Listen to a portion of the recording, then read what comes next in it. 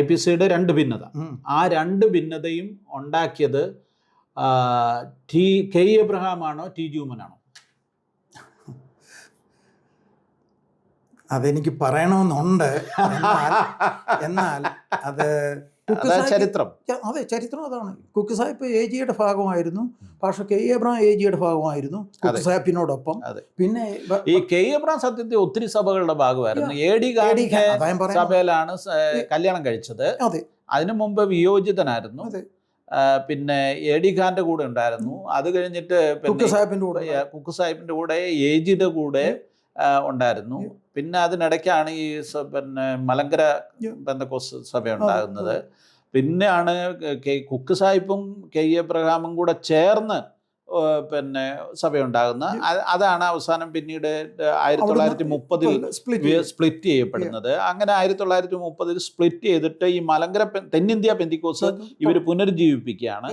അങ്ങനെ ജീവിപ്പിച്ച് പോകുന്നു. പിന്നെ കുറച്ചു കാലം ഇവരെല്ലാം കൂടെ TPM-ലായിരുന്നു. അവരുമായിട്ട് സഹകരിച്ചു. അവിടുത്തെ പോളോ അവരൊക്കെ ഇവിടെ വരികയും പോളിന്റെ ഓർഡിനേഷനാണ് നമുക്കിപ്പോഴും അതിന്റെ പാരമ്പര്യം. നമ്മൾ ആ ഓർഡിനേഷന്റെ പിന്തുടർച്ച അച്ചാൻ ഉൾപ്പെടെയുള്ള എല്ലാവർക്കും. അച്ചാൻ IPCയുടെ ഓർഡിനേഷൻ ഉണ്ടോ? IPCയുടെ ഉണ്ടോ എന്ന് ചോദിച്ചാൽ തിയോളജിയോടുള്ള ബന്ധത്തിൽ, ഉപദേശത്തോടുള്ള ബന്ധത്തിൽ പാസ്റ്റർ കെ എബ്രഹാം പോലും ടി ജൂമൻ്റെ അടുക്കലാണ് കാര്യങ്ങൾ ചോദിച്ച് മനസ്സിലാക്കിയിട്ടുള്ളത്.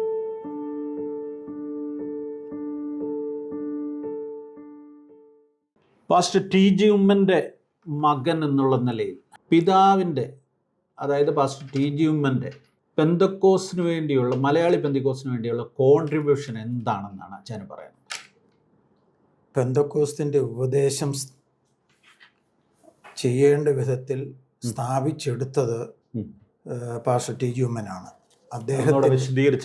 അദ്ദേഹത്തിൻ്റെ അടിസ്ഥാന വേദോപദേശങ്ങൾ എന്നുള്ള പുസ്തകം ആദ്യ നാളുകളിൽ സഭാവ്യത്യാസമന്യേ അഥവാ ഇതര പെന്തക്കോസ്ത് സഭകൾ ഉൾപ്പെടെ, അഥവാ IPC അല്ലാത്ത മറ്റ് നമ്മുടെ പെന്തക്കോസ്ത് സഭകൾ ഉൾപ്പെടെ അവരുടെ ഉള്ളതായ ബൈബിൾ സ്കൂളിലൊക്കെ പഠിപ്പിച്ചിട്ടുള്ള ഒരു പുസ്തകമാണ് ആ ഒരു പുസ്തകം. പെന്തക്കോസിൻ്റെ അടിസ്ഥാന തത്വം, അടിസ്ഥാന ഉപദേശങ്ങൾ സ്ഥാപിച്ചെടുത്തത് പാസ്റ്റർ ടി ജൂമനാണ്. മറ്റനേകരുണ്ടായിരുന്നെങ്കിലും ദൈവം ഓരോരുത്തർക്ക് ഓരോ കൃപയാണ് നൽകിയത്. മറ്റുള്ളവർക്ക് പ്രഭാഷകന്മാരായിട്ടുള്ള ശുശ്രൂഷ ഉണ്ടായിരുന്നു. എന്നാൽ ടി ജൂമനെ സംബന്ധിച്ച് പ്രഭാഷകനായിരിക്കുന്നതിനേക്കാൾ കൂടുതൽ, അഥവാ ഒരു കൺവെൻഷൻ പ്രാസംഗികനായിരിക്കുന്നതിനേക്കാൾ കൂടുതൽ വേദോസ്തം പഠിപ്പിക്കുക, ഉപദേശങ്ങൾ പഠിപ്പിച്ച് സഭയെ നിലനിർത്തുക, ഉപദേശത്തിൽ നിലനിർത്തുക എന്നുള്ള ഒരു. പക്ഷെ അന്ന് ഈ കെ എബ്രഹാം ആയിരുന്നല്ലോ ഉപദേശ ഖണ്ഡന പ്രസംഗങ്ങളൊക്കെ കൂടുതൽ നടത്തിയിരുന്നത്. പുള്ളി നല്ല വാക്ചാതുര്യമുള്ള മനുഷ്യനായിരുന്നു. പാസ്റ്റർ കെ എബ്രഹാം അദ്ദേഹം വളരെ വാക്ചാതുര്യമുള്ള മനുഷ്യനായിരുന്നു. അദ്ദേഹം നല്ലൊരു പ്രഭാഷകനായിരുന്നു. ആയതുകൊണ്ട് ശുദ്ധ മലയാള ഭാഷയിൽ അദ്ദേഹം നന്നായി സംസാരിക്കുന്നത് കൊണ്ട് കേട്ടിരിക്കാൻ സുഖമാണ്. എന്നാൽ ഈവൻ പാസ്റ്റർ കെ എബ്രഹാം അദ്ദേഹം അങ്ങനെ പബ്ലിക്കിൽ പോപ്പുലർ ആയിരുന്നെങ്കിൽ തന്നെയും തിയോളജിയോടുള്ള ബന്ധത്തിൽ, ഉപദേശത്തോടുള്ള ബന്ധത്തിൽ പാസ്റ്റർ കെ എബ്രഹാം പോലും ടി ജൂമൻ്റെ അടുക്കലാണ് കാര്യങ്ങൾ ചോദിച്ച് മനസ്സിലാക്കിയിട്ടുള്ളത്. അതെനിക്കൊരു പുതിയ അറിവാണ്. കാരണം ടി ജൂമൻ്റെ അടുത്ത് കെ എബ്രഹാം സംശയ നിവാരണത്തിന് എത്തുമായിരുന്നു. യെസ്. അങ്ങനെ എന്തെങ്കിലും എക്സ്പീരിയൻസ് ഓർക്കുന്നുണ്ടോ? പ്രത്യേകിച്ച് ഏതെങ്കിലും ഒരു ഉദാഹരണം പറഞ്ഞാൽ, ചില പാസ്റ്റർമാർ, നമ്മുടെ IPCയിലുള്ള പാസ്റ്റർമാർ പാസ്റ്റർ കെ എബ്രഹാമിൻ്റെ അടുക്കൽ അവരുടെ സംശയം തീർക്കാനായിട്ട് വന്നു. അന്നേരം ടി ജൂമച്ചനും അവിടെ ഇരിപ്പുണ്ട്. കുമ്പനാട്ട് വെച്ച് നടക്കുന്ന സന്ദർഭമാണിത്. ടി ജൂമച്ചനും അവിടെ ഇരിപ്പുണ്ട്. അന്നേരം കെ എബ്രഹാം തന്നെ ചെന്ന് പറഞ്ഞു, നിങ്ങൾ പോയി ഉമ്മച്ചനോട് ചോദിച്ചു, ഉമ്മച്ചൻ അതിന് ശരിയായിട്ടുള്ള മറുപടി തരുമെന്ന് പറഞ്ഞു.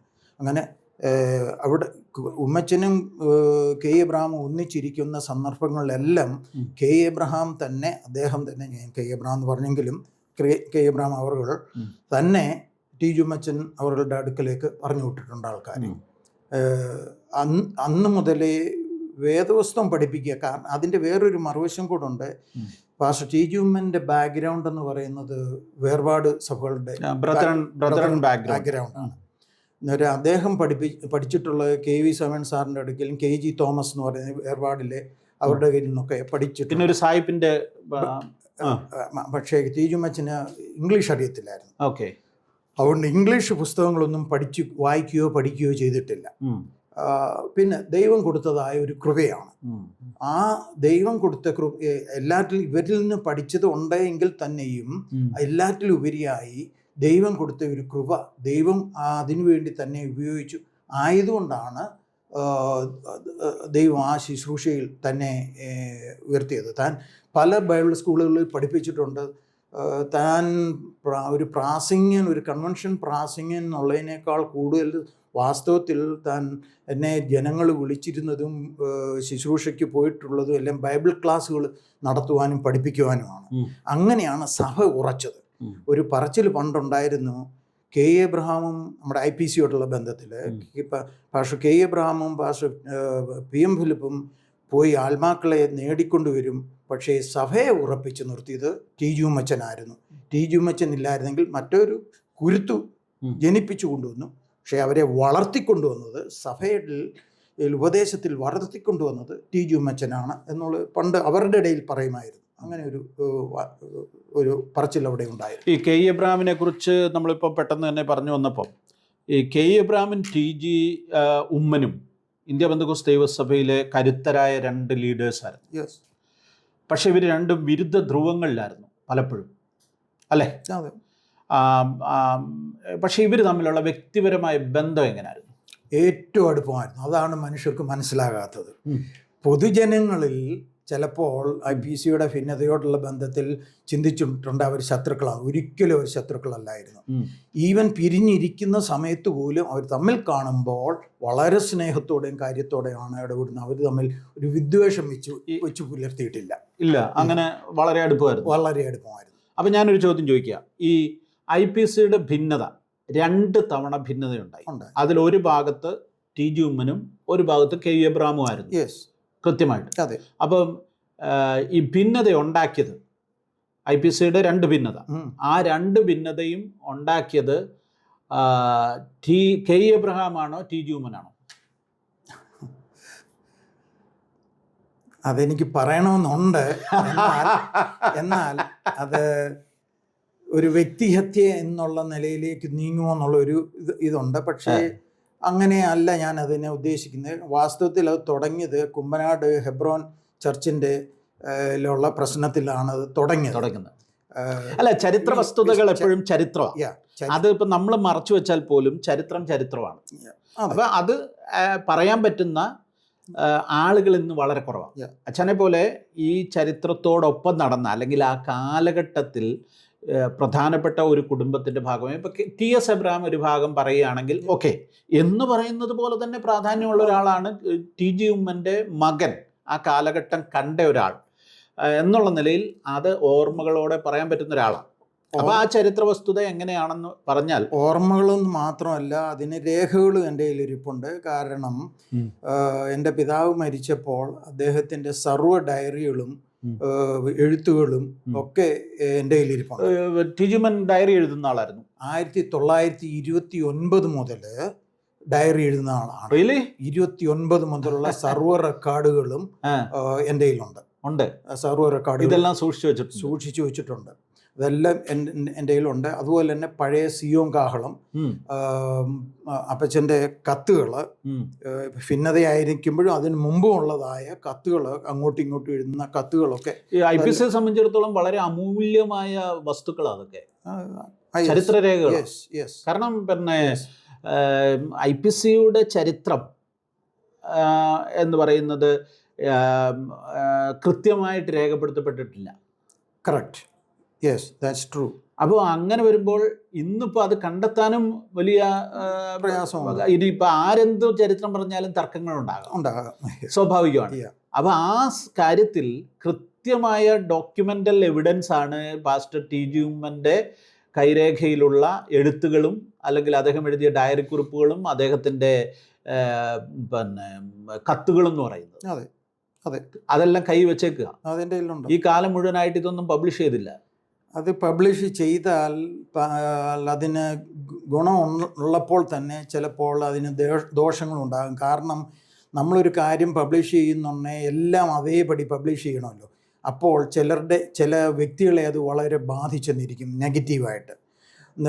തന്നെയല്ല, അങ്ങനെ ബാധിക്കുമ്പോൾ അവരെപ്പറ്റി അനേകർ ചിന്തിച്ചിരിക്കുന്ന ചിന്താഗതിക്ക് വ്യത്യാസം വരുമ്പോൾ ദൈവനാമം ദൂഷിക്കപ്പെടുമെന്നുള്ള ഒരു ഭയം എൻ്റെ ഉണ്ട്. അതിനെക്കാട്ടിലൊക്കെ ദൈവനാമം ദൂഷിക്കപ്പെടുന്ന എന്തുമാത്രം കാര്യങ്ങൾ ഇവിടെ ദിനം തോറും നടന്നുകൊണ്ടിരിക്കുക. ഒരു ചരിത്ര വസ്തുത പറഞ്ഞതുകൊണ്ട് ഇല്ല, വേറൊരു കാര്യം അതിന് മറുവശമുണ്ട്. പഴയ ഞാൻ ഈ പറയുന്ന ആൾക്കാരെന്നൊക്കെ പറയുന്ന മൺമറഞ്ഞ ആൾക്കാരാണ്. അവരെയൊക്കെ വളരെ സ്നേഹത്തോടും ബഹുമാനത്തോടും നമ്മൾ ആ വാക്ക് ഉപയോഗിക്കത്തില്ലെന്ന് പറഞ്ഞാലും അനേകരും പുണ്യാളന്മാരായിട്ട് കരുതുന്ന ഒരു വിഗ്രഹങ്ങളെ തച്ചുടയ്ക്കാൻ പറ്റുന്ന ഡോക്യുമെന്റ്സ് വടി അച്ഛൻ്റെ കയ്യിലിരിക്കുക. അത് ശരിയായിരിക്കുമ്പോൾ തന്നെ ഞാൻ പറഞ്ഞല്ലോ, അനേകരെയും പുണ്യാളന്മാരായി വെച്ചേക്കുന്ന നമ്മുടെ ആൾക്കാർ. സത്യത്തിൽ ഈ പലരെയും നമ്മളിപ്പോ ഇന്ന് കാണുന്ന പല പുണ്യവാളന്മാരും ഈ വ്യാജ പുണ്യവാളന്മാരാണ്. ദാറ്റ് ഈസ് യുവർ ഞാനങ്ങനെ പറയാൻ ചിന്തിക്കുന്നില്ല. എനിവേ, മറ്റേ ബാക്ക് ടു നമ്മുടെ ഒറിജിനൽ ക്വസ്റ്റ്യൻ. വാസ്തവത്തിൽ IPCയുടെ ഭിന്നത ഉണ്ടാകാൻ ഹെബ്രോൻ ചർച്ചിനോടുള്ള ബന്ധത്തിലാണെന്ന് ഞാൻ പറഞ്ഞല്ലോ. അതിലെ ഒരു കാര്യം എന്ന് പറയുന്നത്, ഹെബ്രോൻ ചർച്ചിൻ്റെ ആധാരത്തിൽ ഒരു വ്യതിയാനം ഉണ്ടാക്കി. അത് സഭ അറിയാതെയും ഹെബ്രോൻ സഭ അറിയാതെയും IPC അറിയാതെയും പാസ്റ്റർ K. എബ്രഹാം അവിടെ താമസിക്കുന്നുണ്ട്. താൻ അന്ന് പ്രസിഡന്റ് എന്നുള്ള നിലയിൽ താൻ അത് ആരും അറിയാതെ ചെയ്തു. പിന്നീട് അത് ചോദ്യം ചെയ്തപ്പെട്ടപ്പോൾ പുള്ളിക്കത് വിഷമമായി. അങ്ങനെ അവിടെ കുമ്മനാട് സഭയിൽ നിന്ന് ഉത്ഭവിച്ചതാണ്. സത്യത്തിൽ ഈ വിഭജനത്തിന്റെ അടിവേര് കിടക്കുന്നത് ആ വിഷയത്തിലാണ്. ഉപദേശ വിഷയങ്ങളൊന്നുമല്ല. കുമ്പനാട്ടെ ലോക്കൽ സഭയിലുണ്ടായ അല്ലെങ്കിൽ ലോക്കൽ സഭയുടെ വസ്തുവുമായി ബന്ധപ്പെട്ടുള്ള വിഷയങ്ങളാണ് ഒന്നാം ഭിന്നതയ്ക്ക് കാരണമായി മാറിയത്. അത് K. എബ്രഹാം സ്വന്തം നിലയിൽ അല്ലെങ്കിൽ അദ്ദേഹമാരുടെയെങ്കിലും താല്പര്യപ്രകാരം മറ്റാരോടും ആലോചിക്കാതെ എടുത്ത ഒരു തീരുമാനം. അതിനെ ബാക്കിയുള്ളവർ ചോദ്യം ചെയ്തു. ലോക്കൽ സഭ ചോദ്യം ചെയ്തു. ലോക്കൽ സഭ, എൻ്റെ അറിവ് അങ്ങനെയാണ്. അപ്പൊ ലോക്കൽ സഭ ചോദ്യം ചെയ്തപ്പോൾ ആ ചോദ്യം ചെയ്ത അല്ലെങ്കിൽ ലോക്കൽ സഭയുടെ നിലപാടിനോടൊപ്പം ടി ജി ഉമ്മനെ അനുകൂലിക്കുന്ന ആളുകൾ നിൽക്കേണ്ടി വന്നു. Am I right? Okay. അങ്ങനെ പോകുന്ന അതിന്റെ പരിണിത ഫലമാണ് പിന്നീട് ഈ വിഭജനത്തിലേക്ക് വരുന്നത്. അത് പിന്നെ വളർച്ച പ്രാപിച്ചു. വളർച്ച പ്രാപിച്ചു. അങ്ങനെയാണ് അതിന്റെ ആരംഭം അവിടെയാണ് ഉണ്ടാകുന്നത്. പിന്നെ അതോടൊപ്പം മറ്റു വിഷയങ്ങളൊക്കെ ഉണ്ട്, പല അതിനോട് ചെറിയ വിഷയമാണ്. പക്ഷെ ഇതാണ് അതിന്റെ മൂലകാരണം, തുടക്കത്തിന്റെ ആരംഭം. മറ്റുള്ള വിഷയങ്ങളൊക്കെ ഉണ്ട്, പണപരമായിട്ടുള്ള കാര്യങ്ങളും. പിന്നെ അന്ന് സ്വാൻ സാഹിബിൻ്റെ നിന്ന് പണമൊക്കെ വരുന്നുണ്ട്. അതോടുള്ള വിഷയത്തിലൊക്കെയുള്ള മറ്റു പല കാര്യങ്ങളും ഉണ്ട്. അതുകൊണ്ട് വിഷയത്തിൽ അന്ന് വന്നുകൊണ്ടിരുന്നതെല്ലാം കുമ്മനാട്ടാണല്ലോ. അതോടുള്ള അങ്ങനെയുള്ള വിഷയങ്ങളും ഇതിനകത്ത് ഉണ്ട്. ബട്ട് തുടക്കം എന്ന് പറയുന്നത് ഈ ആധാരത്തോടുള്ള ബന്ധത്തിലാണ് ഉണ്ടാകുന്നത്.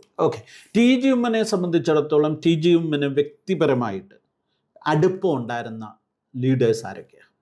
അങ്ങനെ ഏറ്റവും അടുത്തത് കൂടുതൽ ഇടപെടുകയും സഹകരിക്കുകയും ചെയ്തിട്ടുള്ള പാസ്റ്റർ P. M. ഫിലിപ്പാണ്.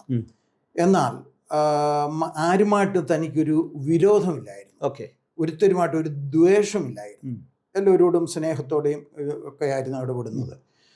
ആദ്യത്തെ പിരിവിൽ pastor KJ Samuel, pastor CK Daniel, ഇവരൊക്കെ ടി ജി ഉമ്മൻ്റെ കൂടായിരുന്നു. Pastor P. M. ഫിലിപ്പ് ഒക്കെ ഇവരുടെ ആദ്യത്തെ പിരിവിന്. അന്ന് പാസ്റ്റർ K. എബ്രഹാമിൻ്റെ കൂടെ ഉണ്ടായിരുന്ന പാസ്റ്റർ VT തോമസ് അവർ മാത്രം ആയിരുന്നു ആദ്യത്തെ ഭിന്നതയിൽ. ഇവരെല്ലാവരും അതായത് പ്രമുഖരായ എല്ലാ ലീഡേഴ്സും ടി ജി ഉമ്മൻ്റെ കൂടായിരുന്നു. പ്രമുഖരായിട്ടുള്ള എല്ലാവരും. അന്ന് ഈ കുന്നത്തുങ്കര കുട്ടിയച്ചൻ എന്ന് പറയുന്ന VT തോമസ് മാത്രമാണ് K. എബ്രഹാമിന്റെ കൂടെ ഉണ്ടായിരുന്നത്. മാത്രമല്ല, അന്ന് പിരിഞ്ഞപ്പോൾ ഏകദേശം 70% ഓഫ് ചർച്ചസും ടി ജി ഉമ്മൻ്റെ സൈഡിലായിരുന്നു. പിന്നെ പാസ്റ്റർ K. എബ്രഹാമിന്റെ കൂടെ വളരെ ചുരുക്കം ആൾക്കാരെ ഉണ്ടായിരുന്നുള്ളൂ. പക്ഷേ അദ്ദേഹമായിരുന്നു ലീഡർഷിപ്പിൽ, അദ്ദേഹം വളരെ തന്ത്രശാലിയായിരുന്നു, അദ്ദേഹം ലീഡർഷിപ്പ് ക്വാളിറ്റി ഉള്ള ആളായിരുന്നു. എന്നിട്ടും എന്തുകൊണ്ട് ഇത്രയും 70% സഭകൾ അദ്ദേഹത്തിൽ നിന്ന് മാറി നിന്നു? കാരണം സത്യാവസ്ഥ പുറത്തു വന്നപ്പോൾ, അന്ന് പ്രത്യേകിച്ച് ലീഡേഴ്സ് മൊത്തം ഇപ്പുറത്ത് ആയിരുന്നപ്പോൾ, സത്യാവസ്ഥ പുറത്തു വന്നപ്പോൾ ആർക്കും അത് സന്തോഷമായിട്ടില്ല, ആർക്കും അതിൽ സഹകരിച്ചു പോകാൻ കെ എബ്രഹാമിന്റെ നിലപാടുകളോട് അല്ലെങ്കിൽ പുള്ളിയുടെ ഭാഗത്താണ് തെറ്റെന്നുള്ളൊരു ചിന്ത പൊതുവിലുണ്ടായി. ഓക്കെ, യാ. ഇനി അടുത്തൊരു ചോദ്യം ഈ നേരത്തെ ചോദിച്ചുമായി ബന്ധപ്പെട്ട് ഈ പി എം ഫിലിപ്പ് എന്ന് പറയുന്നത് വളരെ ജൂനിയർ ആയിട്ടുള്ള ഒരാളായിരുന്നു ടി ജുമ്മനെ വെച്ച് നോക്കിയാൽ.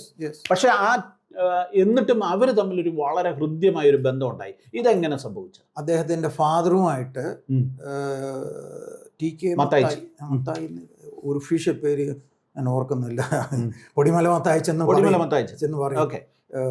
അദ്ദേഹവുമായിട്ടായിരുന്നു ആക്ച്വലി ടി ജുമ്മന് കൂടുതൽ അടുപ്പവും സഹകരണവും ഒക്കെ ആയിരുന്നു. അദ്ദേഹത്തിന്റെ മകൻ എന്നുള്ള നിലയിൽ പിന്നെ അടുക്കാൻ തുടങ്ങി. അങ്ങനെയാണ് അത് സംഭവിച്ചു. ഇവര് തമ്മിൽ ഭയങ്കര അടുപ്പമായിരുന്നു. അതെ, അവര് തമ്മിലും വളരെ അടുപ്പമായിരുന്നു.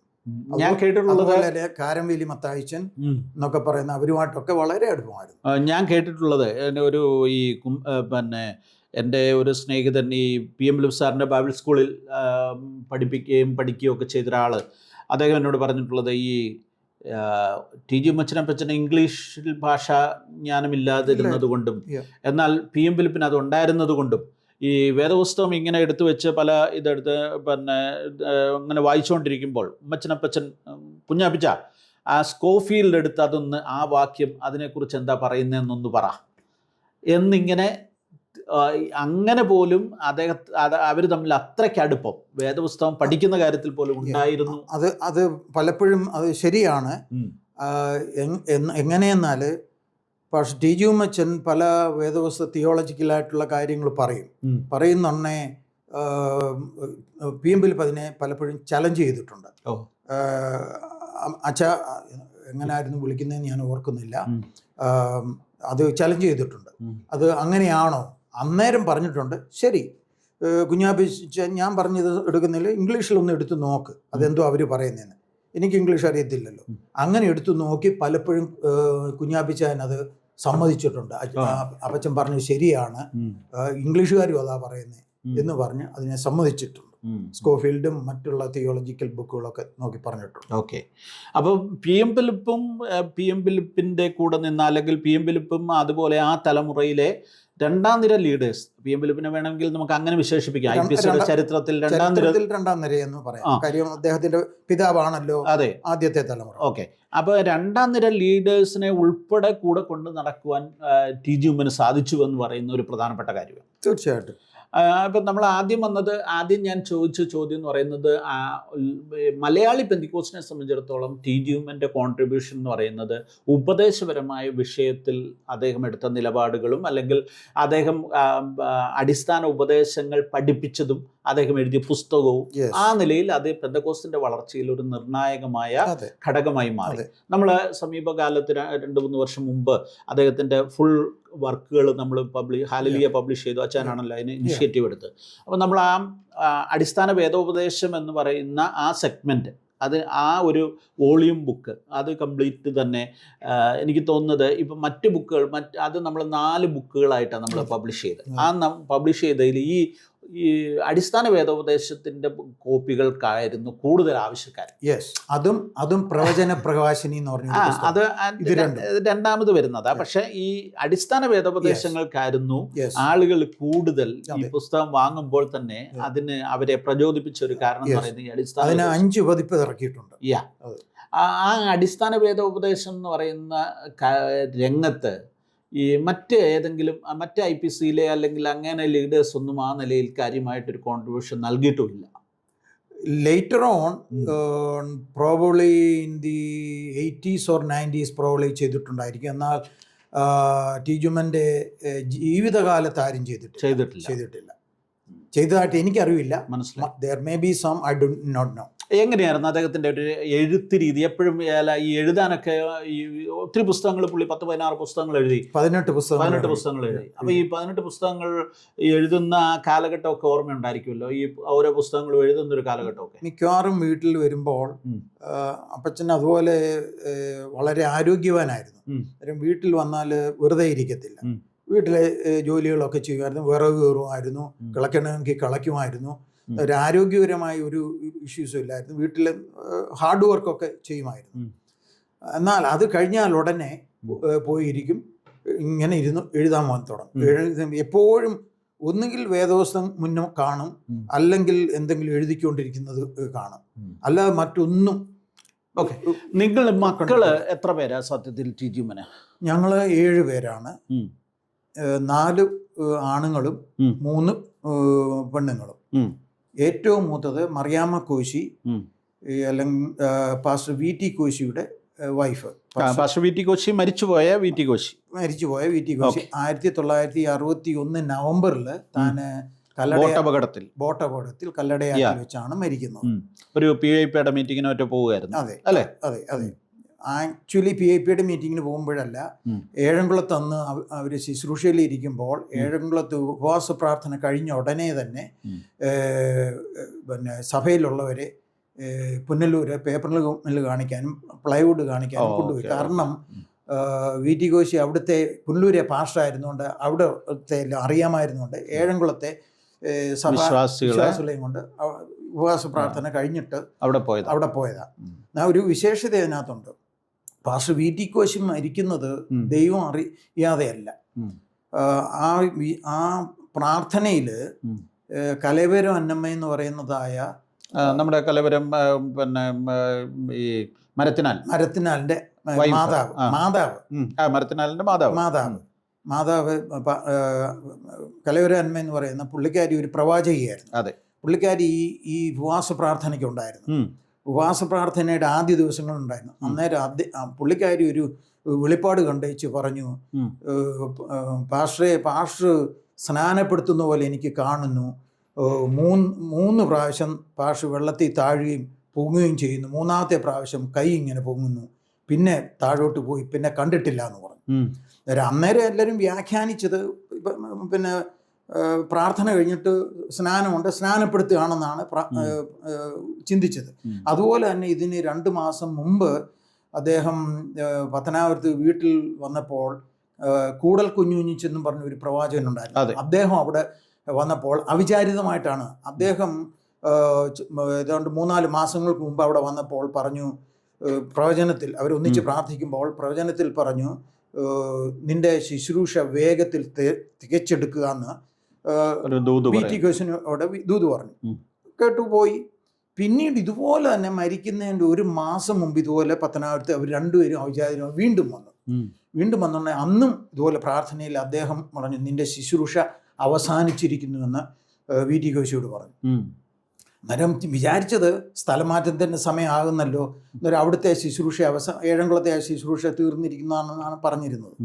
എന്നാൽ അത് അക്ഷരം പ്രതി അതുപോലെ സംഭവിച്ചു. കാരണം കല്ലടയാറ്റിൽ വള്ളം മുങ്ങി വീഴുമ്പോൾ അളിയൻ 3 പ്രാവശ്യം ഇങ്ങനെ പൊങ്ങിയും താഴുകയും ചെയ്തു. 3ാമത്തെ പ്രാവശ്യം കൈ പൊക്കുകയും ചെയ്തു. പിന്നെ താഴെ പോയി കണ്ടിട്ടില്ല. അങ്ങനെയാണ് മരിക്കുന്നത്. അറിയത്തില്ലായിരുന്നു. അതിൻ്റെ വേറൊരു വിശേഷത എന്ന് പറഞ്ഞാൽ 30 പേരെ പോയ ഒരു ബോട്ട് അപ്പുറത്ത് പോയിട്ട് പിന്നീട് 7 പേര് പോയ ബോട്ടാണ് മുങ്ങുന്നത്. ആ 7 പേര് പോയ ബോട്ട് മുങ്ങാൻ യാതൊരു സാധ്യതയില്ല. കാര്യം 30 പേര് ഓൾറെഡി പോയി അക്കരെ നിൽപ്പുണ്ട്. ഈ ബാക്കിയുള്ള ആളുകളെയാണ് കൊണ്ടുപോകുക. 2ാമത്തെ ഇതിലാ പോകുന്നത്. ഈ പറഞ്ഞതിൻ്റെ സാരം, ദൈവം അത് നേരത്തെ അറിയിച്ചിരുന്നു, ദൈവം അറിഞ്ഞിട്ടാണ് അത് സംഭവിച്ചത് എന്നുള്ളതാണ് പറഞ്ഞതിൻ്റെ സാരം. എനിവേ, ബാക്ക് ടു ഞങ്ങളെ എത്ര പേര് മക്കള്. BT കോശി. 2ാമത്തേത് അന്നമ്മ ജോർജ് എന്ന് പറയാം, പൊടിയമ്മയെന്ന് വിളിക്കും. പുള്ളിക്കാരി ഇപ്പോൾ 95 വയസ്സ് കഴിഞ്ഞു. 95 വയസ്സിൽ ഇപ്പോഴും ജീവിച്ചിരിപ്പുണ്ട്. നിങ്ങൾ 2 പേരാണ്, 3 പേരാണ് ജീവിച്ചിരിക്കുന്നത്. 3ാമത്തേത് പാസ്റ്റർ ജോർജ് ഉമ്മൻ. 4ാമത്തേത് PO സാമുവൽ എന്ന് പറയും, ശമലുട്ടി എന്ന് ഞങ്ങൾ വിളിക്കും. പുള്ളി ബോംബെയിലായിരുന്നു, പുള്ളി മരിച്ചുപോയി. ഈ 5ാമത്തേത് 4ാമത്തെ 1, 2, 3, 4 5ാമത്തേത് ഒരു പെങ്ങളുണ്ട്. പെങ്ങള് ഈപ്പൻ, ഏലിയാമ്മ ഈപ്പൻ. അവർ പുള്ളിക്കാരിയും മരിച്ചുപോയി, അളിയനും മരിച്ചുപോയി. അവർ 2 പേരും മരിച്ചത് ഡിട്രോയിറ്റിൽ വെച്ചായിരുന്നു. 6ാമത്തേത് പെനിയൽ ചെറിയാൻ അറിയപ്പെടുന്ന കാനഡയിലുള്ള എൻ്റെ ജ്യേഷ്ഠൻ. 7ാമത്തേത് ഞാൻ. ഏറ്റവും ഇളയത് ഞാനാണ്. ഓക്കെ. നിങ്ങൾ മക്കളോടൊക്കെ പുള്ളിക്കാരൻ പാസ്റ്റർ TG ഉമ്മൻ എന്ന് പറഞ്ഞാൽ ഒരു വളരെ സീരിയസ് ആയിട്ടുള്ളൊരു മനുഷ്യനായിട്ടാണ് നമുക്കറിയാവുന്നതും. അദ്ദേഹം വളരെ ഘനശാലിയായ മനുഷ്യനായിരുന്നു. അതായിരിക്കും അതിൻ്റെ കൃത്യമായൊരു വാക്ക്. അപ്പോൾ ഈ ഘനശാലിയായിട്ടുള്ള മനുഷ്യൻ വീട്ടിലെങ്ങനായിരുന്നു? വീട്ടിൽ ഞാൻ വളർന്നു കഴിഞ്ഞപ്പോൾ, അതേസമയം ടീനേജർ ആയുമ്പോൾ എന്നെ സംബന്ധിച്ച് ഞാൻ പറയുന്നത്, ടീനേജർ ആയി കഴിയുമ്പോൾ കുസൃതികളൊക്കെ വരും. അതോടുള്ള ഇളയ മോനുമായിരുന്നു. എന്നെ വളരെ ഓമനിപ്പിച്ചാണ് വളർത്തിയത്. ചെറുപ്പകാലങ്ങളിലൊക്കെ അപ്പച്ചൻ്റെ കൂടിരുന്ന് ഞാൻ കഴിക്കും. അപ്പച്ചൻ്റെ പാത്രത്തിൽ നിന്ന് എനിക്ക് തരും. അങ്ങനെ കൂടിരുന്ന് കഴിക്കും. പിന്നെ ടീനേജർ ആയി കഴിഞ്ഞപ്പോൾ കുസൃതിയൊക്കെ ചെയ്യാൻ തുടങ്ങി വന്നേ ഇഷ്ടംപോലെ അടി കിട്ടിയിട്ടുണ്ട്. ധാരാളം അടിച്ചിട്ടുണ്ട്. അടിച്ച് പൊട്ടിയിട്ടുമുണ്ട്. ഇപ്പം പാട് കിടപ്പുണ്ടോ എന്ന് എനിക്ക് അറിയത്തില്ല. എൻ്റെ ആംഗിളിന്റെ താഴെ അടിച്ച് പൊട്ടിയിട്ടുമുണ്ട്. പുള്ളി ഇത്ര കരുത്തനായ ഒരു മനുഷ്യനെ അടിച്ചാൽ എന്നാ അടിയായിരിക്കും. നല്ല അടിയായിരുന്നു. അതുകൊണ്ട് നല്ലപോലെ ശിക്ഷണം കിട്ടിയിട്ടുണ്ട്. എനിക്കും എൻ്റെ മരിച്ചുപോയ ശമുവേലുട്ടി എന്ന് പറഞ്ഞാൽ ഞങ്ങൾക്ക് രണ്ടുപേർക്കുമാണ് ഏറ്റവും കൂടുതൽ, ഇളയ പിള്ളേർക്ക് അല്ല, പുള്ളി എൻ്റെ മൂത്തതാണ്. ഞങ്ങൾക്ക് രണ്ടുപേർക്കും ഏറ്റവും കൂടുതൽ ശിക്ഷണം ലഭിച്ചിട്ടുള്ളത്. കാരണം ഞങ്ങൾ രണ്ടുപേരും ആയിരുന്നു കൂടുതൽ കുസൃതിക്കാര്. അതുകൊണ്ട് ഞങ്ങൾക്കായിരുന്നു അങ്ങനെ. എനിവേ, യുവർ ക്വസ്റ്റ്യൻ ഈസ്, വീട്ടിൽ അങ്ങനെ ഘനശാലി എന്ന് പറയാനൊക്കത്തില്ല. തമാശ ഒന്നും പറയത്തില്ലായിരുന്നു. എങ്കിലും സ്നേഹമായിട്ട് കരുതലും ഉണ്ടായിരുന്നു. വളരെ കരുതലോട് കാര്യങ്ങളൊക്കെ ചെയ്യുമായിരുന്നു. അന്ന് സാൻകുട്ടി അന്ന് പബ്ലിഷ് ചെയ്ത ബുക്കിനകത്ത് ഞാനൊരു ഇൻസിഡന്റ് അതിനകത്ത് എഴുതിയിട്ടുണ്ടല്ലോ, അപ്പച്ചൻ്റെ ആ കരുതലിനോടുള്ള ബന്ധത്തിൽ.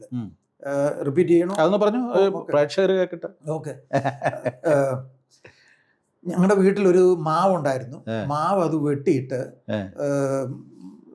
ബെഞ്ചൊക്കെ ഉണ്ടാക്കാനായിട്ടുള്ള ശ്രമമായിരുന്നു. അത് പിന്നെ ഉപ്പും മണ്ണെണ്ണയും കൂടെ എങ്ങാണ്ട് ചേർത്ത്, എക്സാക്ട്ലി ഞാൻ ഓർക്കുന്നില്ല, അതിൻ്റെ പ്രോസസ്സ് നടത്തും.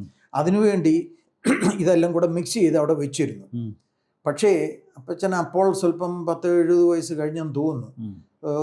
കണ്ണിന് അത്ര കാഴ്ചയില്ലായിരുന്നു. ഞങ്ങൾക്ക് റബ്ബർ സ്വല്പം ഉണ്ടായിരുന്നുകൊണ്ട് റബ്ബറിൻ്റെ ഉറയൊഴിക്കുന്നതായ ആസിഡും അതിൻ്റെ സൈഡിലും കണ്ടിരിപ്പുണ്ടായിരുന്നു. അറിയാതെ അപ്പച്ചൻ ആസിഡ് എടുത്ത് മിക്സ് ചെയ്ത് അവിടെ വെച്ചിരുന്നു. നേരം മാവിൻ്റെ പലകയിൽ ഇത് തളിക്കാനായിട്ട് ചെന്ന് ഞാനത് എന്നോട് പറഞ്ഞു, പോയി മോനെ നീ അത് എടുത്ത് മാവിൻ്റെ തേക്കാൻ പറഞ്ഞു. ഞാൻ ചെന്നു എനിക്ക് മനസ്സിലായത് പിന്നെ ആസിഡാണ്. ഉടനെ അപ്പച്ച ഇത് പിന്നെ കൈയിടാനൊക്കത്തില്ല, ഇത് ആസിഡാണ്. കാരണം ഞാനായിരുന്നു ഷീറ്റൊക്കെ ആസിഡ് ചെയ്യുന്നത്. അതുകൊണ്ട് എനിക്ക് മനസ്സിലായി. അപ്പച്ച ഇത് ചെയ്യാനൊക്കത്തില്ല, കൈയിട്ടാൽ നമുക്ക് പൊള്ളും. ഓക്കെ, എന്നാ മോനെ നീ തൊടണ്ടെന്ന് പറഞ്ഞ് അപ്പച്ചൻ ചെന്നിട്ട് അതെടുത്ത് കൈയിട്ട് എല്ലാം തേച്ചു. കാര്യം എൻ്റെ കൈ പൊള്ളിക്കരുത്, എൻ്റെ കൈക്ക് ഒരു ദോഷവും വരുന്നുള്ള ആ ചിന്ത, പിതാവിൻ്റെ ആ സ്നേഹം. പിന്നീട് എനിക്ക് അന്നേരം അത് മനസ്സിലായില്ലെങ്കിലും പിന്നീട് ഞാനൊരു പിതാവായി കഴിഞ്ഞപ്പോഴാണ് ആ സ്നേഹത്തിൻ്റെ മഹാത്മ്യം മനസ്സിലായത്. അങ്ങനെ പിറ്റേ ദിവസം കൈയെല്ലാം പൊള്ളി ഇതായി. പിന്നെ 2-3 ദിവസം എടുത്തു അതൊക്കെ പോകാനായിട്ട്. പറഞ്ഞത് വളരെ കരുതലും സ്നേഹവും ഉള്ളതാണ് ഒരു പിതാവായിരുന്നു. പുറകെ ഘനശാലിന്നോ ക്രൂരനെന്നോ ഒക്കെ മനുഷ്യർ പറഞ്ഞെന്നും കേട്ടെന്നും ഒക്കെ ചിന്തിച്ചാലും വളരെ അത് അടുത്ത് ഇടപെട്ടിട്ടുള്ളവർക്കറിയാം കേട്ടോ. അത് ഞാൻ മാത്രമല്ല, മക്കളൊന്നായിട്ട് മാത്രം അടുത്ത് തന്നോട് ഇടപെട്ടിട്ടുള്ളവർക്ക് നന്നായി അറിയാം. പാസ്റ്റർ PM ഫിലിപ്പിനെ നന്നായി അറിയാം. കാര്യം പുള്ളി കൂടുതൽ അടുത്ത് ഇടപെട്ടിട്ടുണ്ട്. അവര് യോനാഥാനും ദാവീദും പോലെയായിരുന്നു.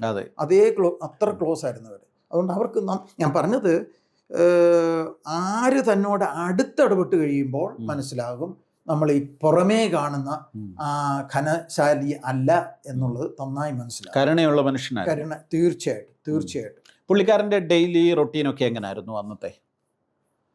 രാവിലെ ഒരു 5 മണിയാകുമ്പോൾ എണ്ണീച്ച് ദിനചര്യകളെല്ലാം കഴിഞ്ഞ് വെച്ച് വേദോത്സവം എടുക്കും. ഞങ്ങളെ വിളിക്കും. അപ്പോഴത്തേക്ക് ഞങ്ങൾ ഒരു 5:30-6 മണിയാകുമ്പോൾ ഞങ്ങളെ വിളിച്ച് ഞങ്ങൾ കുടുംബ പ്രാർത്ഥനയൊക്കെ കാണും.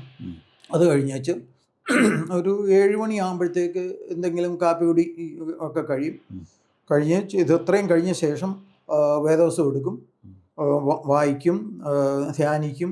പിന്നെ എഴുതേണ്ട പ്രസംഗങ്ങളൊക്കെ തയ്യാറാക്കും. പുസ്തകങ്ങളും എല്ലാം എഴുതാനുണ്ടെങ്കിൽ അത് എഴുതും. കത്തുകളൊക്കെ ആർക്കെങ്കിലും അയക്കാനുണ്ടെങ്കിൽ അതൊക്കെ ചെയ്യും. ഇതൊക്കെയായിരുന്നു pretty much rest of the day. വീട്ടിലുള്ളപ്പോൾ വീട്ടിൽ മിക്കവാറും ഞാൻ വളരുന്ന സമയത്ത്, അതായത് ഞാനൊരു ടീനേജർ അല്ല, അതിനു മുമ്പ് തന്നെ ഞാൻ വളരുന്ന സമയത്ത് അപ്പച്ചൻ മിക്കവാറും വീട്ടിൽ കാണത്തില്ല. വീക്കെൻഡിലെ സാധാരണ വരത്തുള്ളൂ. ഓക്കെ. വീക്ക് ഡേയ്സിൽ എവിടെയെങ്കിലും ബൈബിൾ ക്ലാസ് പഠിപ്പിക്കാൻ പോകും. ചിലപ്പം പോകുമ്പോൾ 2-3 ആഴ്ചകളൊക്കെ കഴിഞ്ഞിട്ടായിരിക്കും വരുന്നത്. വീട്ടിലുള്ളപ്പോൾ ഉള്ള ദിനചര്യകളാണ് ഞാൻ ഈ പറഞ്ഞത്. മിക്കവാറും അവിടെ കാണത്തില്ല. ഇങ്ങനെ തുടർമാനമായ യാത്രകളാണ്. തന്നെയല്ല, അന്നത്തെ ഈ ബൈബിൾ ക്ലാസ്സുകൾ എന്നൊക്കെ പറഞ്ഞാൽ ഒരു 7 ദിവസം 15 ദിവസം ഒക്കെ തുടർച്ചയായിട്ട് ഒരു സഭയിലൊക്കെ ബൈബിൾ ക്ലാസ് നടത്തുക, അങ്ങനെ ഒരു രീതിയായിരുന്നു.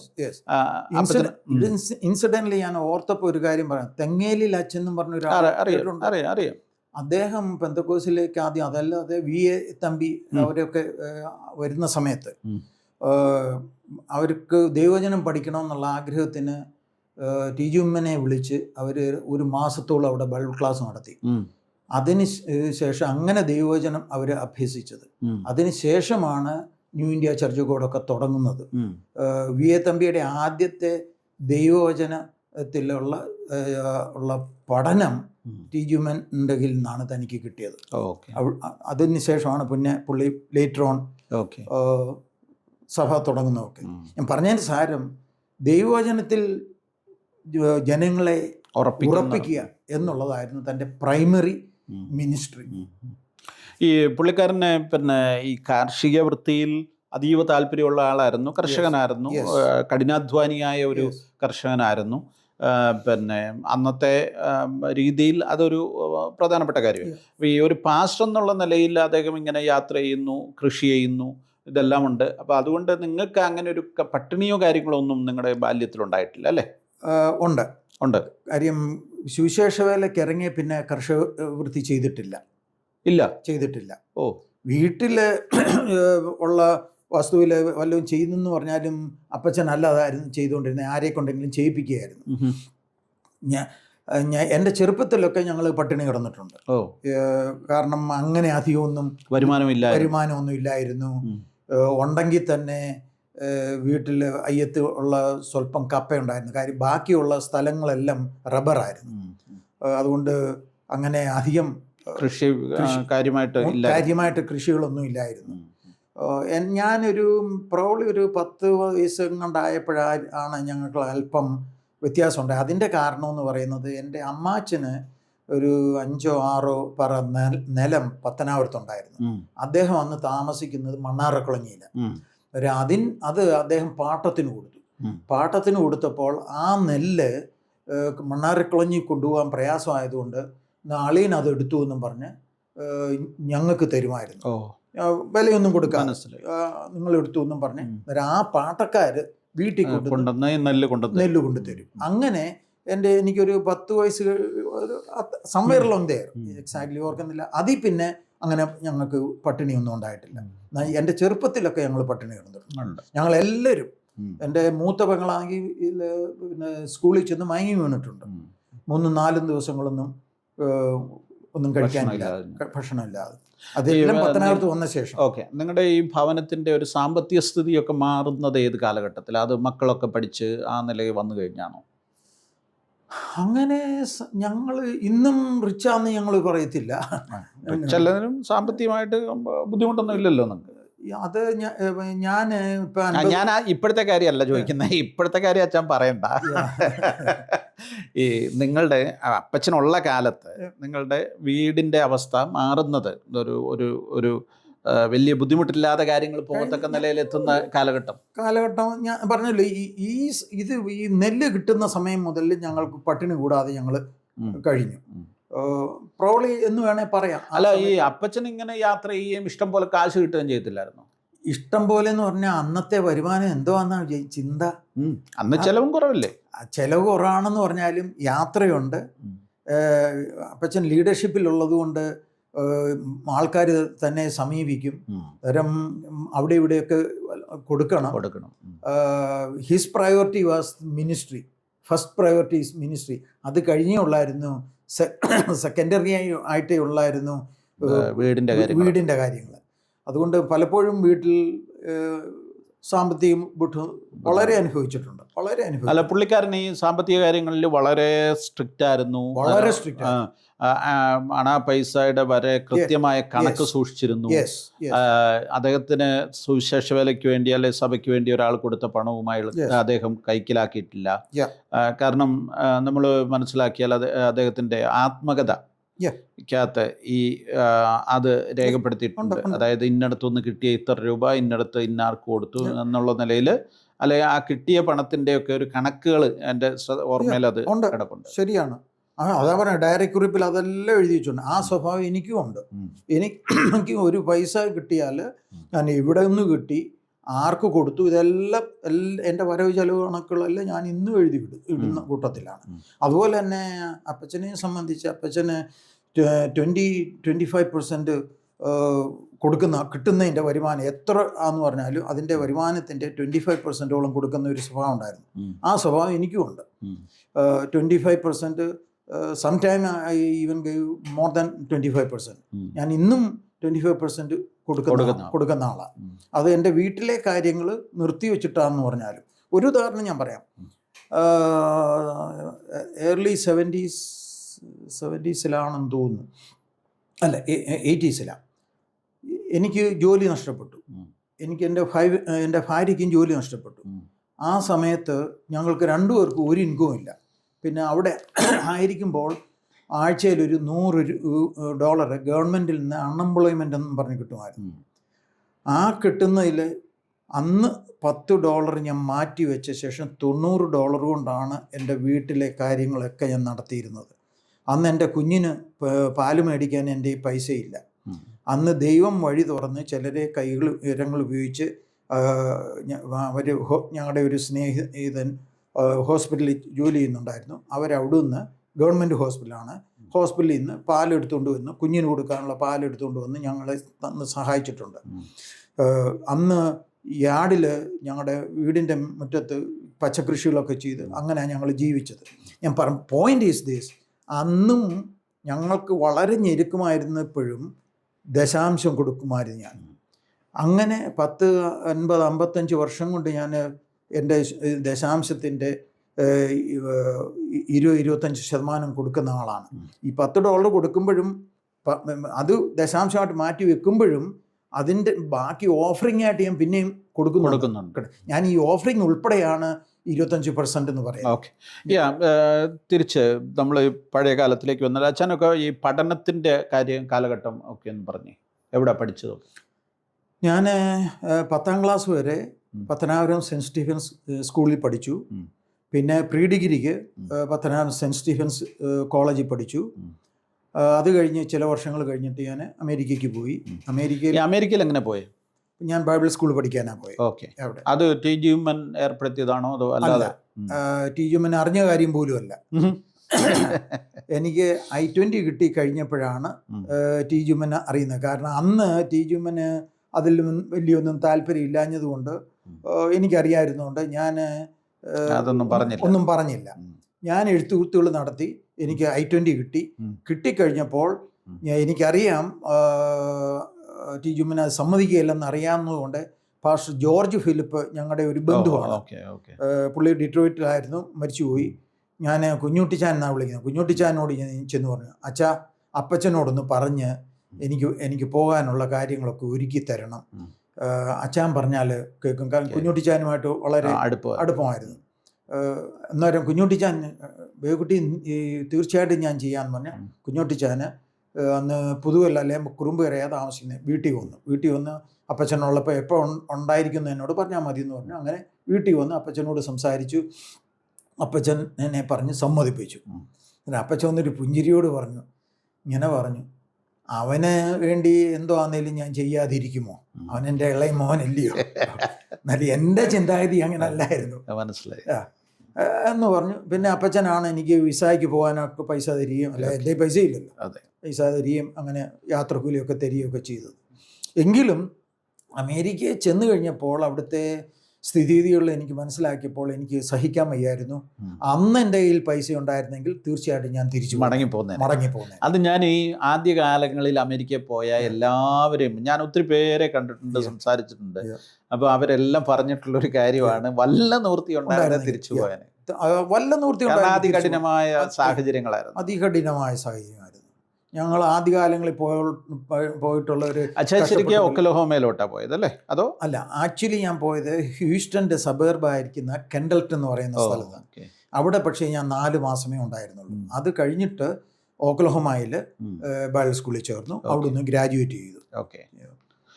ഈ ഒക്ലഹോമ സത്യത്തിൽ ഈ പെന്തിക്കോസ് നിരവധി ആളുകൾ വന്ന് പഠിച്ച ഒരു മേഖലയാണ്. ഈ കെ എബ്രഹാം ഒക്കെ ആദ്യഘട്ടത്തിൽ പോവുകയും ജോർജ് ഓറിയസും ഒക്കെ പോയി, അല്ലെങ്കിൽ ജോർജ് ഓറിയസിന്റെ മക്കളൊക്കെ അവിടെ ഉണ്ടായിരുന്നു. അച്ഛൻ ചെല്ലുമ്പോൾ അവരൊക്കെ അവിടെ ഉണ്ട്. ഞാൻ ഓക്ലഹോമയിൽ ചെല്ലുമ്പോൾ ഏതാണ്ട് 5-8 പേരെ അവിടെ ഉള്ളൂ. ഞാൻ 73 അവിടെ ചെല്ലുന്നു. 1973 അവിടെ ചെല്ലുന്നു. അന്നേരം പക്ഷേ ജോർജ് ഓറിയസിന്റെ മക്കളെ, പിന്നെ ഇട്ടിച്ചെന്ന് പറയുന്ന ഒരു വ്യക്തി, ഇങ്ങനെ 3-4-5 പേരെ ഉള്ളായിരുന്നു അവിടെ. അതിനുശേഷം പിന്നെ ബാക്കിയുള്ള എല്ലാവരും വരുന്നത്. ഓക്കെ. അതിനുശേഷം പിന്നെ ഡാളസിലോട്ട് മൂവ് ചെയ്തു. അതിനുശേഷം 2000-ലാണ് ഡാളസിലോട്ട് മൂവ് ചെയ്തു. ഓക്കെ. പിന്നെ ഈ ജോർജുമൻ്റെ ടിജുമൻ്റെ മക്കളെ സുവിശേഷ വേലയ്ക്ക് വേണ്ടി വിടാനായിട്ട് അങ്ങനെയുള്ള താല്പര്യം പുള്ളിക്ക് ഉണ്ടായിരുന്നോ? അല്ലെ അങ്ങനെ നിർബന്ധിക്കുമല്ലോ? അങ്ങനെ ഒരിക്കലും നിർബന്ധിക്കത്തില്ല. അപ്പച്ചൻ്റെ പോളിസി എന്ന് പറയുന്നത് ദൈവം വിളിച്ചാക്കണം. ടിജുമച്ചൻ വിളിച്ചുകൊണ്ട് പ്രയോജനമില്ല. ദൈവം വിളിച്ചാക്കുന്നെങ്കിൽ പോവുക. അങ്ങനെ ദൈവം വിളിച്ചാക്കി എന്നുള്ള ബോധ്യം ഉള്ളതുകൊണ്ടാണ് ജോർജുമൻ സുവിശേഷ വേലയ്ക്ക് പോയത്. ഒരുത്തരെയും നീ സുവിശേഷ വേല ചെയ്യണം എന്നും പറഞ്ഞ് ഒരുത്തരെയും നിർബന്ധിച്ചിട്ടില്ല. ഈ ജോർജുമനാണ് ആദ്യം സുവിശേഷ വേലയ്ക്ക് വേണ്ടി പോകുന്നത്. യെസ് വെൽ ആണെന്നാ എനിക്ക് എൻ്റെ ഓർമ്മ. അതോ ഇനിയും ഈ മറിയമാമയുടെ ഭർത്താവ് വി ടി കോശി ആദ്യം ഉദ്യോഗസ്ഥനായിരുന്നു. അവരുടെ വിവാഹം നടക്കുമ്പോൾ പിന്നെ വി ടി കോശി ഒരു ഉദ്യോഗസ്ഥനായിരുന്നു. ശരി. അവരുടെ വിവാഹത്തിന് ശേഷമാണ് സുവിശേഷ വേലയ്ക്ക് ഇറങ്ങിയത്.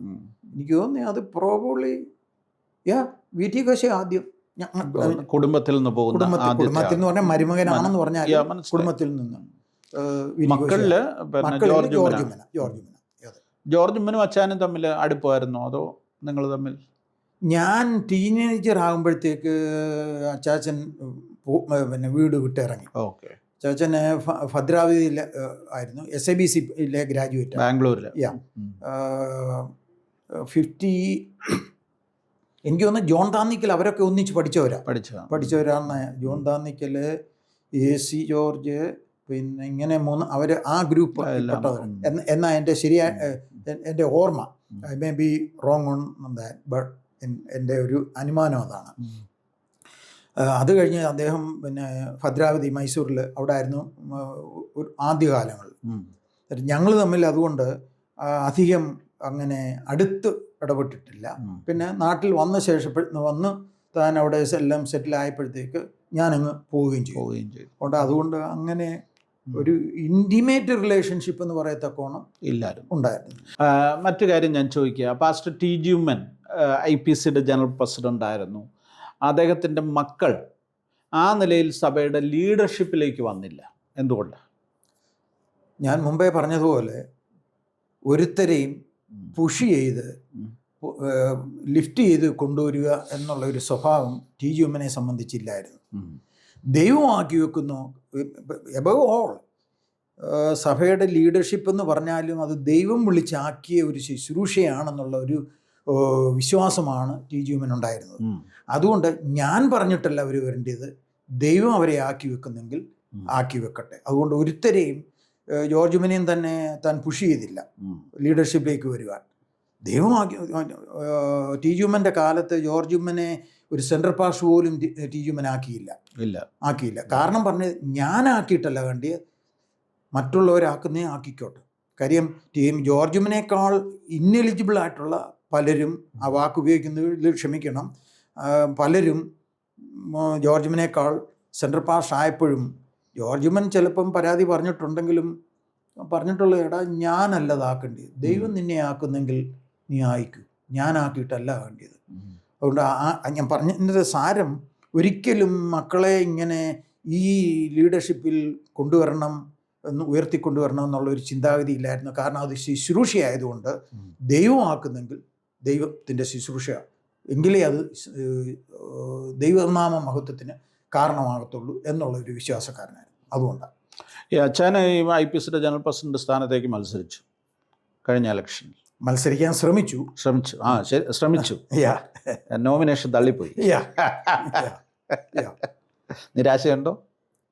അന്നേരം ഒരു വിഷമം തോന്നി. ഇതുകൊണ്ടാണ് കാരണം കൂടാതെ തള്ളിക്കളഞ്ഞു, മനസ്സിലായി, മാനിപ്പുലേറ്റഡ് ആക്കി തള്ളിക്കളഞ്ഞു എന്നുള്ളതുകൊണ്ട്, അല്ലാതെ ആ സ്ഥാനം കിട്ടാഞ്ഞുള്ള മനപ്രയാസമല്ല.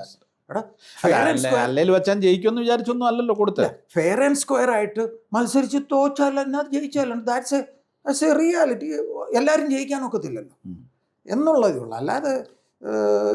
അല്ലാതെ ഒരു വിഷമം എനിക്കുണ്ടായില്ല. എന്നാൽ വെറുതെ ഒരു മാനിപ്പുലേറ്റഡ് ആയിട്ട് എല്ലാവരുടെയും നോമിനേഷൻ തള്ളിക്കളഞ്ഞു എന്നുള്ള ഒരു മനപ്രയാസം ഉണ്ടായി എന്നുള്ളതേ ഉള്ളൂ. അല്ലാതെ ആകാഞ്ഞതുകൊണ്ട് എനിക്ക് മനപ്രയാസമൊന്നുമില്ല. എൻ്റെ ചിന്താഗതി ഞാൻ പറഞ്ഞില്ലേ, എൻ്റെ ചിന്താഗതി ദൈവമാക്കുന്നെങ്കിൽ ദൈവമാക്കും, ഇല്ലയോ ഇല്ല.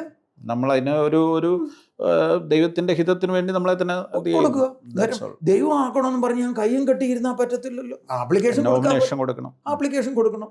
ദൈവഹിതമെങ്കിൽ കിട്ടും. ഇല്ല, ഞാനിപ്പോൾ അതിനെപ്പറ്റി ചിന്തിക്കുന്നു, അത് ദൈവഹിതമല്ലായിരുന്നു എന്നുള്ളതേ ഉള്ളൂ. പിന്നെ ആ സന്ദർഭത്തിൽ ഇതുപോലെ മാനിപ്പുലേറ്റഡ് ആയിട്ട് തള്ളിക്കളഞ്ഞതുകൊണ്ട് മനപ്രയാസം ഉണ്ടായി എന്നുള്ളതേ ഉള്ളൂ.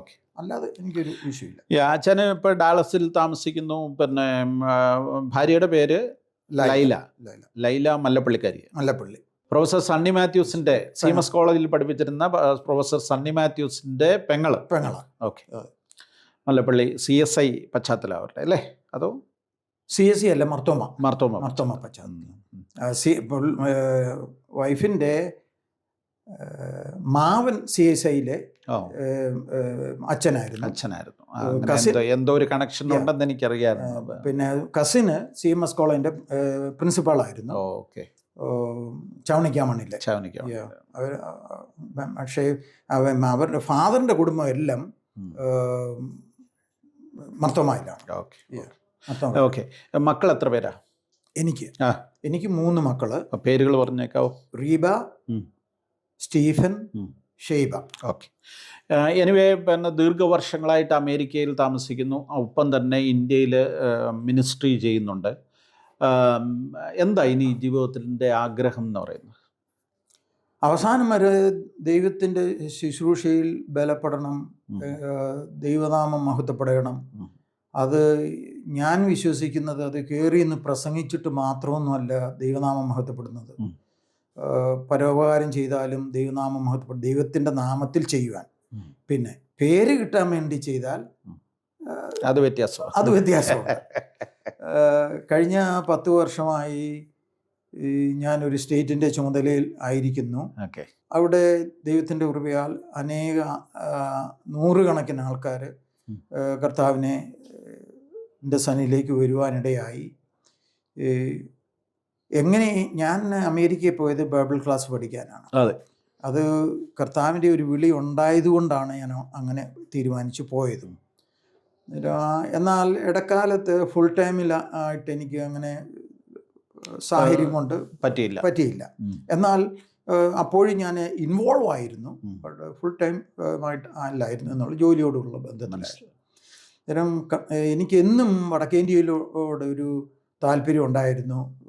അതുകൊണ്ട് ഞാൻ അപ്പച്ചൻ ഉണ്ടായിരുന്ന സമയം മുതൽ തന്നെ എനിക്ക് കിട്ടുന്ന പണത്തിൻ്റെ ഭാഗം ഞാൻ അപ്പച്ചൻ്റെ പേരിൽ അയച്ചു കൊടുക്കുകയും വടക്കേന്ത്യക്ക് വലിയ പ്രവർത്തനങ്ങൾക്ക് ഉപയോഗിക്കുകയായിരുന്നു.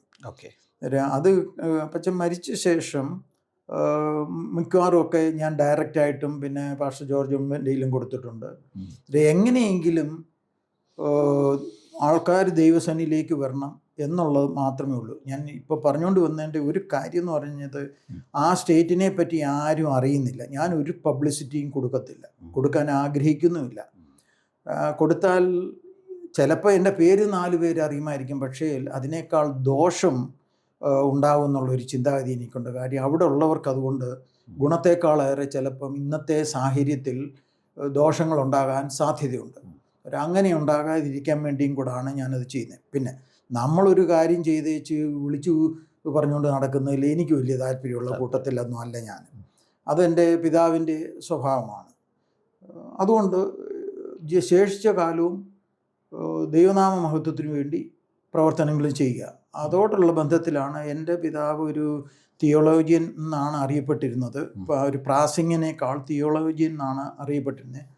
എല്ലാം പഠിപ്പിക്കുകയായിരുന്നു തൻ്റെ ആഗ്രഹം. അങ്ങനെയാണ് ഞാൻ പത്തനാപുരത്തൊരു ബൈബിൾ സ്കൂള് ആരംഭിക്കാൻ ഇടയായത്. അത് 10-20 വർഷം റൺ ചെയ്തു. അതിനുശേഷമാണ് ഞാൻ നോർത്തിലെ ചുമതലയെടുത്തത്.